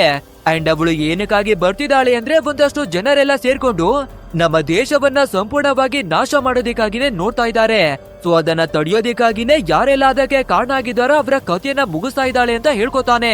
ಬಟ್ ಆದ್ರೆ ಇದನ್ನ ಕೇಳುವ ನಮ್ಮ ಹಾಲ್ಟ್ಗೆ ನಂಬಿಕೆನೆ ಬರೋದಿಲ್ಲ. ಲೋ ತಮ್ಮ, ನನ್ನ ತಂಗಿಯನ್ನಂತೂ ಕಳ್ಕೊಂಡ್ಬಿಟ್ಟಿದ್ಯಾ, ಅಟ್ಲೀಸ್ಟ್ ಇವಾಗ ಅವಳ ಮಗಳನ್ನಾದ್ರೂ ನೀನು ಚೆನ್ನಾಗಿನೇ ನೋಡ್ಕೊಳ್ಳೋ, ಅವಳಿಗಾದ್ರೂ ಸ್ವಲ್ಪ ಟೈಮ್ ಅನ್ನ ಕೊಟ್ಟು ನೋಡ್ಕೊಳೋದಾಗಿನೇ ಹೇಳ್ಬೇಕಾದ್ರೆ ಇವಾಗ ನಮ್ಮ ಹೀರೋಗೆ ಎಂತ ತಪ್ಪನ ಮಾಡ್ತಿದೀನಿ ಅಂತ ಅರ್ಥವಾಗುತ್ತೆ. ಆ ನಂತರ ಈ ಹೋಲ್ಟು ಅಲ್ಲಿಂದ ಎದ್ದು ಹೊರಗಡೆ ಬರ್ತಿರ್ಬೇಕಾದ್ರೆ ನಮ್ಮ ಹೀರೋ ಮಾಡಿರುವ ಎಲ್ಲಾ ತಪ್ಪುಗಳು ಇವನಿಗೆ ರಿಯಲೈಸ್ ಆಗಿ ಅಳೋದಿಕೆನೆ ಶುರುವನ್ನ ಮಾಡ್ಕೊಂಡು ಬಂದು ಹಗ್ಗನ್ನ ಮಾಡ್ಕೋತಾನೆ. ನನ್ಗೆ ಬೇರೆ ಏನುವೆ ಬೇಡ, ಈ ಕೇಸನ್ನ ಸಾಲ್ವ್ ಮಾಡೋದಿಕ್ಕೆ ಹೆಲ್ಪ್ ಬೇಕಿತ್ತು ಅಷ್ಟೇ ಅನ್ನೋದಾಗಿ ಹೇಳ್ಕೋಬೇಕಾದ್ರೆ ನಮ್ಮ ಹೋಲ್ಟ್ ಕೂಡ ನಿನ್ಗೆ ಯಾವ ಹೆಲ್ಪ್ ಬೇಕಿದ್ರುವೆ ನಾವು ಮಾಡ್ತೀವಿ, ಜೊತೆಗಿದ್ದೀವಿ ಅಂತ ಹೇಳ್ಕೊತಾನೆ. ನಂತರ ನಮ್ಮ ಹೋಲ್ಟು ಅಲ್ಲಿಂದ ಹೋಗ್ಬೇಕಾದ್ರೆ ನಮ್ಮ ಹೀರೋ ನಗೋಡೋದಿಕ್ಕೆ ಶುರು ಮಾಡ್ಕೋತಾನೆ. ಅಂದ್ರೆ ಇವನು ಎಮೋಷನಲ್ ಆಗಿ ಅಳ್ತಿರ್ಲಿಲ್ಲ, ಬದಲಾಗಿ ಹೋಲ್ಟ್ ನ ಹತ್ರ ಇರುವ ಪೊಲೀಸ್ ಬ್ಯಾಡ್ಜ್ ಅನ್ನ ಕಿತ್ಕೊಳ್ಳೋದಿಕ್ಕಾಗಿ ಇಷ್ಟು ಹೊತ್ತು ನಾಟಕವನ್ನ ಮಾಡಿದಾನೆ. ಅಂಡ್ ಇವಾಗ ನಮ್ಮ ಹೀರೋ ಕೂಡ ಅದೇ ಐಡಿಯಾನ ಬಳಸ್ಕೊಂಡು ಇನ್ಫಾರ್ಮೇಶನ್ ಡಿಪಾರ್ಟ್ಮೆಂಟ್ ಗೆ ಕಾಲ್ ಅನ್ನ ಮಾಡಿ ಹೋಲ್ಟ್ ನ ರೀತಿಯಾಗಿನೇ ಮಾತಾಡ್ತಾನೆ. ಆಕ್ಚುಲ್ ಆಗಿ ಏನಕ್ಕೆ ಇವನು ಈ ಬ್ಯಾಡ್ಜ್ ಅನ್ನ ಕುದಿದಾನೆ ಅಂದ್ರೆ ಹೆದರ್ ರೈಸೋಲ್ ಅನ್ನುವ ಒಂದು ಲೇಡಿ ಬಗ್ಗೆ ಇನ್ಫಾರ್ಮೇಶನ್ ಅನ್ನ ತಿಳ್ಕೊಳ್ಳೋದಿಕ್ಕೆ. ಅದೇ ನುವಾಕ್ ಅನ್ನುವ ವ್ಯಕ್ತಿ ಬಗ್ಗೆ ಎಲ್ಲಾ ಫೈಲ್ ಗಳನ್ನ ತೆಗೆದು ನೋಡ್ಬೇಕಾದ್ರೆ ಅದ್ರಲ್ಲಿ ಕೆಲವೊಂದಷ್ಟು ಜನರ ಲೀಸ್ಟ್ ಇತ್ತು ಅಲ್ವಾ, ಅದ್ರಲ್ಲಿ ಹೆದರ್ ಲೇಸರ್ ಎನ್ನುವ ಈ ಲೇಡಿ ಕೂಡ ಒಬ್ಬಳು. ಸೊ ಇವಳನ್ನ ಕಂಡು ಹಿಡಿದ್ರೆ ಖಂಡಿತ ನಮ್ಗೆ ಏನಾದ್ರೂ ಗೊತ್ತಾಗಬಹುದು ಅಂತ ಇವಳನ್ನ ಹುಡಿಕೊಂಡೇ ಬರ್ತಾನೆ. ಸೊ ಅದೇ ರೀತಿಯ ಲೇಡಿಯನ್ನ ಹುಡುಕಿ ಅವಳ ಮನೆಗೆ ಬಂದು ನೋಡ್ಬೇಕಾದ್ರೆ ಆಲ್ರೆಡಿ ಆ ಕಿಲ್ಲರ್ ಬಂದು ಇವಳ ಕಥೆಯನ್ನ ಮುಗಿಸಿ ಹಾಕ್ಬಿಟ್ಟಿದ್ದಾಳೆ. ನಂತರ ಗ್ಯಾಪ್ ಸಿಗ್ಬೇಕಾದ್ರೆ ಮನೆ ಮೇಲ್ಗಡೆಯಿಂದ ಲೇಡಿ ಕೆಳಗಡೆ ಬಿದ್ದು ಓಡೋಗೋದಿಕ್ಕಾಗಿ ನೋಡ್ತಾಳೆ. ಸೊ ಇದನ್ನ ನೋಡುವ ನಮ್ಮ ಹೀರೋ ಕೂಡ ಲೇಡಿಯ ಎಡಗೈಗೆನೆ ಶೂಟ್ ಮಾಡ್ತಾನೆ. ಆದ್ರೂ ಆ ಲೇಡಿ ಒಂದು ಮೋಟಾರ್ ಸೈಕಲ್ ಅನ್ನ ಯೂಸ್ ಮಾಡ್ಕೊಂಡು ಎಸ್ಕೇಪ್ ಆಗ್ಬಿಡ್ತಾಳೆ. ಸೊ ಇದನ್ನ ನೋಡುವ ನಮ್ಮ ಹೀರೋ ದಾರಿಯಲ್ಲಿ ಬರ್ತಿರುವ ಒಂದು ಕಾರನ್ನ ಅಡ್ಡಲಾಕಿ ಅವನಿಗೆ ಗನ್ನನ್ನ ತೋರಿಸಿ ಕಾರನ್ನ ಕಿತ್ಕೊಂಡು ಇವನುವೇ ಫಾಲೋ ಮಾಡ್ಕೊಂಡೇ ಬರ್ತಾನೆ. ತುಂಬಾ ಹೊತ್ತು ಫಾಲೋವನ್ನ ಮಾಡ್ಕೊಂಡು ಬರ್ಬೇಕಾದ್ರೆ ಆ ಲೇಡಿ ಕೂಡ ಒಂದು ಜಾಗಕ್ಕೆ ಬಂದು ಬೈಕ್ ಅನ್ನ ನಿಲ್ಲಿಸ್ತಾಳೆ. ನಂತರ ಸೀದಾ ಒಂದು ಸುರಂಗ ಮಾರ್ಗದ ಒಳಗಡೆಗಾಗಿನೇ ಬಂದ್ಬಿಡ್ತಾಳೆ. ಇದನ್ನ ನೋಡುವ ನಮ್ಮ ಹೀರೋ ಕೂಡ ಸುರಂಗ ಮಾರ್ಗದ ಒಳಗಡೆ ಬಂದು ನೋಡ್ಬೇಕಾದ್ರೆ ಆ ಲೇಡಿ ಒಂದು ಟೈಮ್ ಟ್ರಾವೆಲ್ ಮಿಷಿನ್ ಒಳಗಡೆಗೆ ಬಂದು ಕುಳಿತುಕೊಂಡಿದ್ದಾಳೆ. ಅಂಡ್ ನೋಡ್ತಿದ್ದಾಗೆ ಆ ಮಷಿನ್ ಕೂಡ ಆಕ್ಟಿವೇಟ್ ಆಗಿ ನೀರು ತುಂಬೋದಿಕ್ಕೆ ಶುರುವಾಗುತ್ತೆ. ಇದನ್ನ ನೋಡುವ ನಮ್ಮ ಹೀರೋ ತಡೆಯೋದಿಕ್ಕಾಗಿ ತುಂಬಾನೇ ಟ್ರೈ ಅನ್ನ ಮಾಡ್ತಾನೆ. ಬಟ್ ಆದ್ರೂ ಮತ್ತೆ ನಾವು ಭೇಟಿಯನ್ನ ಹಾಗೆ ಆಗ್ತೀವಿ ಅಂತ ಲೇಡಿಗೆ ಹೇಳ್ತಾನೆ. ಸೊ ನೋಡ್ತಿದ್ದಾಗೆ ಆ ಮಿಷಿನ್ ಸಮೇತ ಲೇಡಿ ಕೂಡ ಟೈಮ್ ಟ್ರಾವೆಲ್ ಅನ್ನ ಮಾಡ್ಬಿಡ್ತಾಳೆ. ನಂತರ ನಮ್ ಹೀರೋ ಸರಿ ಓಕೆ ಅಂತ ಸುರಂಗವನ್ನ ಬಿಟ್ಟು ಹೊರಗಡೆ ಬರ್ತಿರ್ಬೇಕಾದ್ರೆ ತುಂಬಾ ಜನ ಪೊಲೀಸ್ಗಳು ಬಂದು ನಮ್ಮ ಹೀರೋವನ್ನ ಹಿಡ್ಕೊಬಿಡ್ತಾರೆ. ಯಾಕಂದ್ರೆ ಈ ಹಾಲ್ಟ್ ನ ಬ್ಯಾಡ್ಜ್ ಅನ್ನ ನಮ್ಮ ಹೀರೋ ಕಿತ್ಕೊಬಿಟ್ಟಿರೋದು ಗೊತ್ತಾಗ್ಬಿಟ್ಟಿದೆ. ಅಂಡ್ ಇವಾಗ ಇವನನ್ನ ಅರೆಸ್ಟ್ ಮಾಡಿ ಪೊಲೀಸ್ ಸ್ಟೇಷನ್ ಕಡೆಗೆ ಎಳ್ಕೊಂಡು ಹೋಗ್ತಿರ್ಬೇಕಾದ್ರೆ ನಮ್ಮ ಹೀರೋ ಸತ್ಯವನ್ನ ಹೇಳೋದಿಕ್ಕೆ ತುಂಬಾನೇ ಕಷ್ಟವನ್ನ ಪಡ್ತಾನೆ. ನಾನ್ ಹೇಳ್ತಿರೋದು ಎಲ್ಲನೂ ನಿಜಾನೇ, ಬೇಕಿದ್ರೆ ನೋಡಿ, ಅವಳು ಮೊದಲನೇ ಬಾರಿ ಬಂದಾಗ ಅವಳ ಕೈಗೆ ಗಾಯವಾಗಿ ರಕ್ತವೆಲ್ಲ ಚುಟ್ಕೊಂಡಿತ್ತು ಅಲ್ವಾ, ಹಾಗೆ ಈ ಬಾರಿ ಬಂದಿರ್ಬೇಕಾದ್ರೆ ನಾನು ಗನ್ನಿಂದನೂ ಶೂಟ್ ಅನ್ನ ಮಾಡಿದೀನಿ. ಸೊ ದಯವಿಟ್ಟು ಇದನ್ನ ಅರ್ಥವನ್ನ ಮಾಡ್ಕೊಳ್ಳಿ, ಅವಳು ಟೈಮ್ ಟ್ರಾವೆಲ್ ಅನ್ನ ಮಾಡ್ತಿದ್ದಾಳೆ ಅಂತ ಎಷ್ಟೋ ಹೇಳೋದಿಕ್ಕೆ ನೋಡ್ತಾನೆ. ಬಟ್ ಆದ್ರೆ ಈ ಹೋಲ್ಟು ನಮ್ಮ ಹೀರೋವಿನ ಮಾತನ್ನ ನಂಬೋದಿಕ್ಕೆ ರೆಡಿನೇ ಇಲ್ಲ. ಅಂಡ್ ಕ್ಯಾಮ್ರಾ ಹ್ಯಾಂಗಲ್ಲೂ ಝೂಮ್ ಔಟ್ ಆಗಿ ನಮ್ಗೆ ತೋರಿಸ್ಬೇಕಾದ್ರೆ ಅದೇ ಒಬ್ಬ ಡಾಕ್ಟರ್ ನವೀನ್ ರಾವ್ ಅನ್ನುವ ವ್ಯಕ್ತಿ ಈ ಕೇಸ್ ನ ಬಗ್ಗೆ ರಿಸರ್ಚ್ ಅನ್ನ ಮಾಡ್ತಿದ್ದ ಅಲ್ವಾ. ಸೊ ಇವಾಗ ಅದೇ ನವೀನ್ ರಾವ್ ಒಂದು ಬೆಟ್ಟದ ಮೇಲೆ ನಿಂತು ಎಲ್ಲಾ ಘಟನೆಗಳನ್ನ ನೋಡ್ತಾ ಇದ್ದಾನೆ. ಅಂಡ್ ಇಲ್ಲಿಗೆ ನಮ್ಮ ಸ್ಟೋರಿ ಕಟ್ ಆಗಿ ಮತ್ತೆ 9 ವರ್ಷಗಳ ನಂತರವಾಗಿನೇ ಶಿಫ್ಟ್ ಆಗುತ್ತೆ. ಅಂಡ್ ಇವಾಗ ಪ್ರೆಸೆಂಟ್ ಇಯರ್ ಬಂದು 2015. ಅಂಡ್ ಇವಾಗ ಸೀದಾ ಈ ಡಾಕ್ಟರ್ ನವೀನ್ ರಾವ್ ಅನ್ನೇ ತೋರಿಸ್ಬೇಕಾದ್ರೆ ಐಸೋಟೋಪ್ ಅನ್ನುವ ಒಂದು ಡಿವೈಸ್ ನ ಮೇಲೆ ರಿಸರ್ಚ್ ಅನ್ನ ನಡೆಸಿ ಬರ್ತಾ ಇದ್ದಾನೆ. ಸೊ ಅದನ್ನ ಫೈನಲ್ ಆಗಿ ಕಂಡಿಡ್ದು ಹಂದಿಗಳ ಮೇಲೆ ಟ್ರಯಲ್ ಅನ್ನ ನೋಡ್ಬೇಕಾದ್ರೆ ಸ್ವಲ್ಪ ಹೊತ್ತಾಗ್ತಿದಾಗೇನೆ ಹಂದಿಗಳ ಮೂಗು, ಬಾಯಿ, ಕಿವಿಯಿಂದೆಲ್ಲ ರಕ್ತವೆಲ್ಲ ಚೊಟ್ಟೋದಿಕ್ಕೆ ಶುರುವಾಗುತ್ತೆ. ಅಂಡ್ ನೋಡ್ತಿದ್ದಾಗೆ ಆ ಹಂದಿನವೇ ಕೂಡ ತೀರೋಗ್ಬಿಡುತ್ತೆ. ಸೊ ಇವನು ಕಂಡು ಹಿಡಿತಾ ಇರುವ ಫಾರ್ಮುಲಾ ಕೂಡ ಸಕ್ಸಸ್ ಆಗಿದೆ ಅಂತ ಅರ್ಥ. ಇದನ್ನ ನೋಡಿ ನವೀನ್ ರಾವ್ ತುಂಬಾನೇ ಹ್ಯಾಪಿ ಆಗ್ಬೇಕಾದ್ರೆ ಇವನು ಅಸಿಸ್ಟೆಂಟ್ ಕರೆದು ನಮ್ಮ ಹೀರೋವಿನ ಕೆಲವೊಂದಷ್ಟು ಫುಟೇಜಸ್ ಗಳನ್ನ ತೋರಿಸ್ತಾನೆ. ಅಂಡ್ ಇವಾಗ ನಮ್ಮ ಹೀರೋ ಯಾವ ಜಾಗದಲ್ಲಿ ಇದ್ದಾನೆ ಗೊತ್ತಾ, ಅದೇ ಆ ಲೇಡಿ ಒಂದು ಸುರಂಗ ಮಾರ್ಗದ ಒಳಗಡೆಯಿಂದ ಟೈಮ್ ಟ್ರಾವೆಲ್ ಅನ್ನ ಮಾಡಿ ಹೋಗ್ತಾಳೆ ಮತ್ತೆ ಬರ್ತಾಳೆ ಅಲ್ವಾ, ಅದೇ ಸುರಂಗದ ಹತ್ರಗಾಗಿನೇ ಬಂದು ಕಾಯ್ತಾ ಕುಳ್ತಿದ್ದಾನೆ. ಅಂಡ್ ಇದೇ ಟೈಮಿಗೆ ಸರಿಯಾಗಿ ಇವನ ಮಗಳಾಗಿರುವ ಎಮಿಯಿಂದ ಕಾಲ್ ಬರುತ್ತೆ. ಸರಿ ಓಕೆ ಅಂತ ಕಾಲ್ ಅನ್ನ ಪಿಕ್ ಮಾಡಿ ನೋಡ್ಬೇಕಾದ್ರೆ ಇವನ ಮಗಳು ಕೂಡ ಇವಾಗ ಪ್ರೆಗ್ನೆಂಟ್ ಆಗಿ ಡೆಲಿವರಿಯ ಟೈಮ್ ಏನೇ ಬಂದ್ಬಿಟ್ಟಿದೆ. ಸೊ ದಯವಿಟ್ಟು ನನ್ಗೆ ಡೆಲಿವರಿ ಆಗುವ ಟೈಮ್ ನಲ್ಲಿ ನನ್ನ ತಂದೆ ಇರ್ಬೇಕು ಅಂತ ಬಯಸ್ತೀನಿ. ಸೊ ಎಲ್ಲೇ ಇದ್ರುವೆ ಇದೇ ಕ್ಷಣ ಬನ್ನಿಯಪ್ಪ ಅನ್ನೋದಾಗಿನೇ ಕರೆದಿದ್ದಾಳೆ. ಇದೇ ರೀತಿ ಮಾತಾಡ್ತಿರ್ಬೇಕಾದ್ರೆ ನಮ್ಮ ಹೀರೋಗೆ ಸಡನ್ ಆಗಿ ಏನೋ ಆಗ್ಬಿಡುತ್ತೆ. ಸ್ವಲ್ಪ ಹೊತ್ತಾದ್ಮೇಲೆ ನಮ್ಮ ಹೀರೋ ಕಣ್ಣನ್ನ ಬಿಟ್ಟು ಎಚ್ಚರಿ ಆಗ್ಬೇಕಾದ್ರೆ ಯಾರೋ ಇವನನ್ನ ಕಿಡ್ನಾಪ್ ಮಾಡಿ ಕಾರಿನ ಒಳಗಡೆ ಕಟ್ಟಾಕಿ ಮಡಗಿದ್ದಾರೆ. ಅಂಡ್ ಅದು ಬೇರೆ ಯಾರಿವೆ ಅಲ್ಲ, ಡಾಕ್ಟರ್ ನವೀನ್ ರಾವ್ ಅನ್ನುವ ಸೈಂಟಿಸ್ಟ್ ಇದ್ದ ಅಲ್ವಾ, ಅವನೇನೆ ನಮ್ಮ ಹೀರೋವನ್ನ ಕಿಡ್ನಾಪ್ ಮಾಡಿ ಕರ್ಕೊಂಡು ಹೋಗ್ತಾ ಇರೋದು. ಆಕ್ಚುಲ್ ಆಗಿ ನವೀನ್ ರಾವ್ ಒಂದು ಡಿವೈಸ್ ನ ಮೇಲೆ ರಿಸರ್ಚ್ ಅನ್ನ ಮಾಡ್ತಿದ್ದ ಅಲ್ವಾ, ಸೊ ನಾನು ಆ ಫಾರ್ಮುಲಾವನ್ನ ನಮ್ಮ ಫ್ಯೂಚರ್ಗೋಸ್ಕರನೇ ಕಂಡು ಹಿಡಿತಾ ಇದ್ದೀನಿ. ಅಂಡ್ ನೀವು ಹುಡುಕ್ತಾ ಇರುವ ಲೇಡಿ ಖಂಡಿತ ಈ ಫಾರ್ಮುಲಾವನ್ನ ಬಳಸೋದಿಕ್ಕಾಗಿ ಫ್ಯೂಚರ್ ನಲ್ಲಿ ಬಂದೇ ಬರ್ತಾಳೆ. ಸೊ ನಮ್ಮ ಜಗತ್ತನ್ನ ಕಾಪಾಡೋದಿಕ್ಕಾಗಿನೇ ನಾನು ಈ ಕೆಲಸವನ್ನ ಮಾಡ್ತಿದ್ದೀನಿ ಅಂತ ಹೇಳ್ಕೊತಾನೆ. ಬಟ್ ಆದ್ರೆ ಇದನ್ನ ಕೇಳುವ ನಮ್ಮ ಹೀರೋ ಆ ಲೇಡಿ ಟೈಮ್ ಟ್ರಾವೆಲ್ ಅನ್ನ ಮಾಡ್ಕೊಂಡು ಬಂದು ಸಾಮಾನ್ಯ ಜನಗಳ ಕಥೆಯನ್ನ ಮುಗಿಸ್ತಾ ಇದ್ದಾಳೆ ಅಂತ ಹೇಳ್ಕೋಬೇಕಾದ್ರೆ, ಇದನ್ನ ಕೇಳುವ ನವೀನ್ ರಾವ್ ಕೂಡ ಅವಳು ಮಾಡ್ತಿರೋದೇನೆ ಸರಿಯಾಗಿದೆ. ಅವಳು ನಮ್ಮ ಜಗತ್ತನ್ನ ಸರ್ವನಾಶ ಮಾಡ್ತಿಲ್ಲ, ಬದಲಾಗಿ ನಮ್ಮ ಭವಿಷ್ಯವನ್ನ ಕಾಪಾಡ್ತಿದ್ದಾಳೆ ಅಂತ ಹೇಳ್ತಾನೆ. ಇದೇ ರೀತಿ ಮಾತಾಡ್ತಿರ್ಬೇಕಾದ್ರೆ ನಮ್ಮ ಹೀರೋ ಕೂಡ ಅವನ ಕೈಗಳನ್ನ ಬಿಡಿಸ್ಕೊಂಡು ಡೈರೆಕ್ಟ್ ಆ ನವೀನ್ ರಾವ್ ನ ಮೇಲೆ ಅಟ್ಯಾಕ್ ಅನ್ನ ಮಾಡ್ಬೇಕಾದ್ರೆ ಕಂಟ್ರೋಲ್ ತಪ್ಪಿ ಆ ನವೀನ್ ರಾವ್ ಒಂದು ಜಾಗದಲ್ಲಿ ಬಂದು ಆಕ್ಸಿಡೆಂಟ್ ಅನ್ನ ಮಾಡ್ಬಿಡ್ತಾನೆ. ನಂತರ ನವೀನ್ ಕಾರ್ನ ಕೆಳಗಡೆನೆ ಸಿಕ್ಕಾಕೊಂಡಿರ್ತಾನೆ. ಬಟ್ ಆದ್ರೆ ನಮ್ಮ ಹೀರೋ ತುಂಬಾನೇ ಕಷ್ಟವನ್ನ ಪಟ್ಟು ಆ ಕಾರ್ನಿಂದ ಹೊರಗಡೆ ಬಂದು ಎಸ್ಕೇಪ್ ಆಗ್ಬಿಡ್ತಾನೆ. ಇಲ್ಲಿಗೆ ಸೀನ್ ಅನ್ನ ಕಟ್ ಮಾಡಿ ನೆಕ್ಸ್ಟ್ ಡೇ ಮಾರ್ನಿಂಗು ಆ ಸುರಂಗದ ಒಳಗಡೆ ತೋರಿಸ್ಬೇಕಾದ್ರೆ ಪಟ್ ಅಂತ ಒಂದು ಫ್ಯೂಚರಿಸ್ಟಿಕ್ ಆಗಿರುವ ಡಿವೈಸ್ ಅಲ್ಲಿಗೆ ಬರುತ್ತೆ. ಅಂಡ್ ಅದ್ರ ಒಳಗಡೆ ಸೇಮ್ ಅದೇ ಲೇಡಿ ಮತ್ತೆ ಟೈಮ್ ಟ್ರಾವೆಲ್ ಅನ್ನ ಮಾಡಿ ಬಂದಿದ್ದಾಳೆ. ನಂತರ ಆ ಸುರಂಗವನ್ನ ಬಿಟ್ಟು ಹೊರಗಡೆಗಾಗಿ ಬಂದು ನೋಡ್ಬೇಕಾದ್ರೆ ಇವಳಿಗಾಗಿ ಅಂತಾನೆ ನಮ್ಮ ಹೀರೋ ಆಲ್ರೆಡಿ ಬಂದು ಇಲ್ಲಿ ವೇಟ್ ಅನ್ನ ಮಾಡ್ತಿರ್ತಾನೆ. ಸೊ ಇವನನ್ನ ನೋಡ್ಬೇಕಾದ್ರೆ ಆ ಹುಡುಗಿ ಒಂದು ಕ್ಷಣಕ್ಕೆ ಗಾಬರಿನೇ ಆಗ್ಬಿಡ್ತಾಳೆ. ನಂತರ ನಮ್ಮ ಹೀರೋ ಗನ್ನನ್ನ ಪಾಯಿಂಟ್ ಮಾಡ್ಕೊಂಡು ಅವಳ ಹತ್ರಕ್ಕಾಗಿ ಬರ್ಬೇಕಾದ್ರೆ, ನೀನು ಗನ್ನನ್ನ ಪಾಯಿಂಟ್ ಮಾಡಿದ್ರೆ ನನ್ಗೆ ಏನನ್ನುವೆ ಮಾಡೋಕ್ಕಾಗಲ್ಲ, ಯಾಕಂದ್ರೆ ಈ ಕೆಲ್ಸವನ್ನ ನನ್ಗೆ ಒಪ್ಪಿಸಿರೋದೇ ನೀವು ಅನ್ನೋದಾಗಿ ಹೇಳ್ತಾಳೆ. ಆ ರೀತಿ ಹೇಳ್ಕೊಂಡೆ ಅವಳ ಕೈಯಲ್ಲಿರುವ ಒಂದು ಬ್ರಾಸ್ಲೆಟ್ ಅನ್ನ ತೋರಿಸ್ಬೇಕಾದ್ರೆ ನಮ್ಮ ಹೀರೋ ಒಂದು ಕ್ಷಣಕ್ಕೆ ಗಾಬರಿ ಆಗ್ಬಿಡ್ತಾನೆ. ಯಾಕಂದ್ರೆ ನಮ್ಮ ಹೀರೋ ಈ ಬ್ರಾಸ್ಲೆಟ್ ಅನ್ನ ಅವಳ ಮಗಳಾಗಿರುವ ಎಮಿಗೆನೆ ಕೊಟ್ಟಿರ್ತಾನೆ. ಅಂದ್ರೆ ಈ ರಾಯ ಬೇರೆ ಯಾರಿಗೂ ಅಲ್ಲ, ನಮ್ಮ ಹೀರೋವಿನ ಮೊಮ್ಮಗಳೇನೆ. ಅದೇ ಇವಾಗ ತಾನೇ ಇವನ ಮಗಳಾಗಿರುವ ಎಮಿ ಕಾಲ್ ಅನ್ನ ಮಾಡಿ ನನ್ಗೆ ಡೆಲಿವರಿ ಆಗುವ ಟೈಮ್ ಬಂದಿದೆ, ಸೊ ನೀವು ಬಂದ್ಬಿಡಿ ಅನ್ನೋದಾಗಿ ಕರೆದಿದ್ಲು ಅಲ್ವಾ. ಸೊ ಆ ರೀತಿ ಡೆಲಿವರಿ ಆದಾಗ ಹುಟ್ಟೋಳೆ ಈ ರಾಯ. ಸೊ ಎಲ್ಲಾ ವಿಷಯಗಳು ನಮ್ಮ ಹೀರೋಗೆ ಇವಾಗ ಗೊತ್ತಾಗ್ಬೇಕಾದ್ರೆ, ಮೊದಲನೇ ಬಾರಿ ನೀನು ಟೈಮ್ ಟ್ರಾವೆಲ್ ಅನ್ನ ಮಾಡಿ ಬಂದಾಗ ಒಂದು ಟ್ರೈನ್ಗೆ ಸಿಕ್ಕಾಕೊಂಡು ತೀರೋಗ್ಬಿಟ್ಟಿದ್ಯಾ, ಅದಕ್ಕೆ ಕಾರಣ ಕೂಡ ನಾನೇನೆ. ಸೊ ಹೇಗಾದ್ರೂ ಮಾಡಿ ನೀನು ಆ ಟೈಮಿಗೆ ಹೋಗಿ ಅದನ್ನ ತಪ್ಪಿಸು. ನೀನು ಆ ರೀತಿ ಸಾಯೋದು ನನ್ಗೆ ಇಷ್ಟ ಇಲ್ಲ ಅಂತ ಇವನು ಹೇಳ್ಕೋಬೇಕಾದ್ರೆ, ಇಲ್ಲ ತಾತ, ನಾನು ನನಗೆ ಬೇಕಾದಾಗೆ ಟೈಮ್ ಟ್ರಾವೆಲ್ ಮಾಡೋದಿಕ್ಕೆ ಆಗಲ್ಲ. ಆಕ್ಚುಲ್ ಆಗಿ ನಾನೊಂದು ಟೈಮ್ ಲೂಪ್ ನ ಒಳಗಡೆಗಾಗಿನೇ ಸಿಕ್ಕಾಕೊಂಡಿದ್ದೀನಿ. ಅಂದ್ರೆ 9 ವರ್ಷಗಳಿಗೆ ಒಮ್ಮೆಯಾಗಿ ನಾನು ಟೈಮ್ ಟ್ರಾವೆಲ್ ಅನ್ನ ಮಾಡಿ ಬರ್ತೀನಿ. ನನ್ನ ಮಿಷನ್ ಕೂಡ ಇದೇ ದಿನದಂದು ಶುರುವಾಗುತ್ತೆ ಅಂಡ್ ಕೊನೆಯಾಗೋದು ನನ್ನ ಸಾವಿನ ಜೊತೆಗೆ ಅನ್ನೋದಾಗಿ ಹೇಳ್ಕೊತಾಳೆ. ಆದ್ರಿಂದ ನನ್ನ ಬಗ್ಗೆ ಯೋಚನೆ ಮಾಡೋದ್ ಬಿಟ್ಟು ದಯವಿಟ್ಟು ನಮ್ಮ ಮಮ್ಮಿ ಹತ್ರಕ್ಕೆನೆ ಹೋಗಿ ಅವರಿಗೆ ನಿಮ್ಮ ಅವಶ್ಯಕತೆ ತುಂಬಾನೇ ಇದೆ ತಾತ ಅಂತಾನೆ ಹೇಳಿ ನಮ್ಮ ರಾಯ ಆ ಜಾಗದಿಂದ ಹೊರಟು ಅವಳ ಮಿಷನ್ ಅನ್ನ ಕಂಪ್ಲೀಟ್ ಮಾಡೋದಕ್ಕೇನೆ ಬರ್ತಾಳೆ. ಅಷ್ಟೇ ಇವಾಗ ಈ ಎಲ್ಲಾ ವಿಷಯಗಳು ನಮ್ಮ ಹೀರೋಗೆ ಗೊತ್ತಾಗ್ಬೇಕಾದ್ರೆ ಅಳೋದಿಕ್ಕಾಗಿ ಶುರು ಮಾಡ್ಕೋತಾನೆ.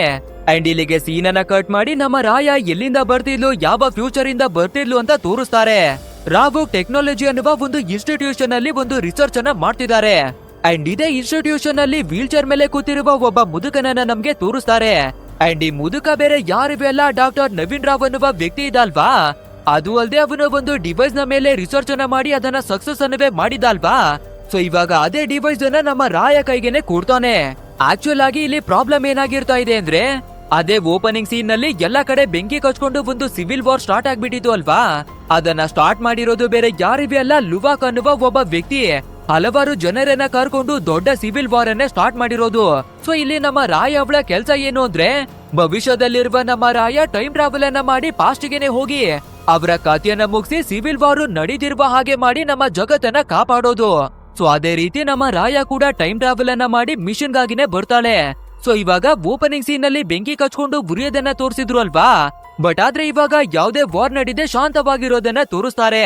ಅಂದ್ರೆ ನಮ್ಮ ರಾಯ ಸಕ್ಸಸ್ಫುಲ್ ಆಗಿ ಅವಳ ಮಿಷನ್ ಅನ್ನ ಕಂಪ್ಲೀಟ್ ಮಾಡಿದಾಳೆ.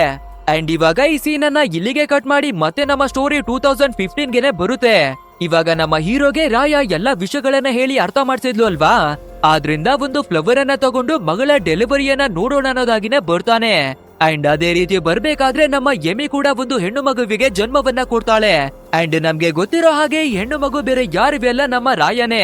ಸೊ ಹೆಮ್ಮೆಯಿಂದ ನಮ್ಮ ಹೀರೋ ಆ ಮಗುವನ್ನ ಕೈಗೆನೆ ಎತ್ಕೋತಾನೆ. ಯಾಕಂದ್ರೆ ಇವಳು ನಾರ್ಮಲ್ ಆದ ಹುಡುಗಿ ಅಲ್ಲ, ಭವಿಷ್ಯವನ್ನ ಬದಲಾಯಿಸುವಂತಹ ಹುಡುಗಿ ಅನ್ನೋದಾಗಿ. ಅಂಡ್ ಇಲ್ಲಿಗೆ ನಮ್ಮ ಇವತ್ತಿನ ಸ್ಟೋರಿ ಕೂಡ ಎಂಡ್ ಆಗುತ್ತೆ. ಗೈಸ್, ಖಂಡಿತ ಈ ಮೂವಿ ನಿಮ್ಗೆ ಎಲ್ರಿಗೂ ಅರ್ಥ ಆಗಿದೆ ಅಂತ ನಾನು ಭಾವಿಸ್ತೀನಿ. ಸೊ ವಿಡಿಯೋ ಹೇಗಿತ್ತು ಅಂತ ತಪ್ಪದೆ ನಮ್ಗೆ ಕಮೆಂಟ್ ಮೂಲಕ ತಿಳಿಸಿ. ಹಾಗೆ ವಿಡಿಯೋ ಏನಾದ್ರೂ ಇಷ್ಟವಾಗಿದ್ರೆ ಒಂದು ಲೈಕ್ ಅನ್ನ ಕೊಟ್ಟು ಇಂಥದ್ದೇ ವಿಡಿಯೋಗಳನ್ನ ನೋಡೋದಿಕ್ಕಾಗಿ ಮರ್ಯಾದೆ ನಮ್ಮ ಚಾನೆಲ್ ಅನ್ನ ಸಬ್ಸ್ಕ್ರೈಬ್ ಮಾಡ್ಕೊಳ್ಳಿ. ಸರಿ, ಓಕೆ, ಮುಂದಿನ ಒಂದು ಅದ್ಭುತವಾದ ವಿಡಿಯೋದಲ್ಲಿ ಮತ್ತೆ ಭೇಟಿ ಆಗೋಣ. So thanks for watching guys and take care of your self.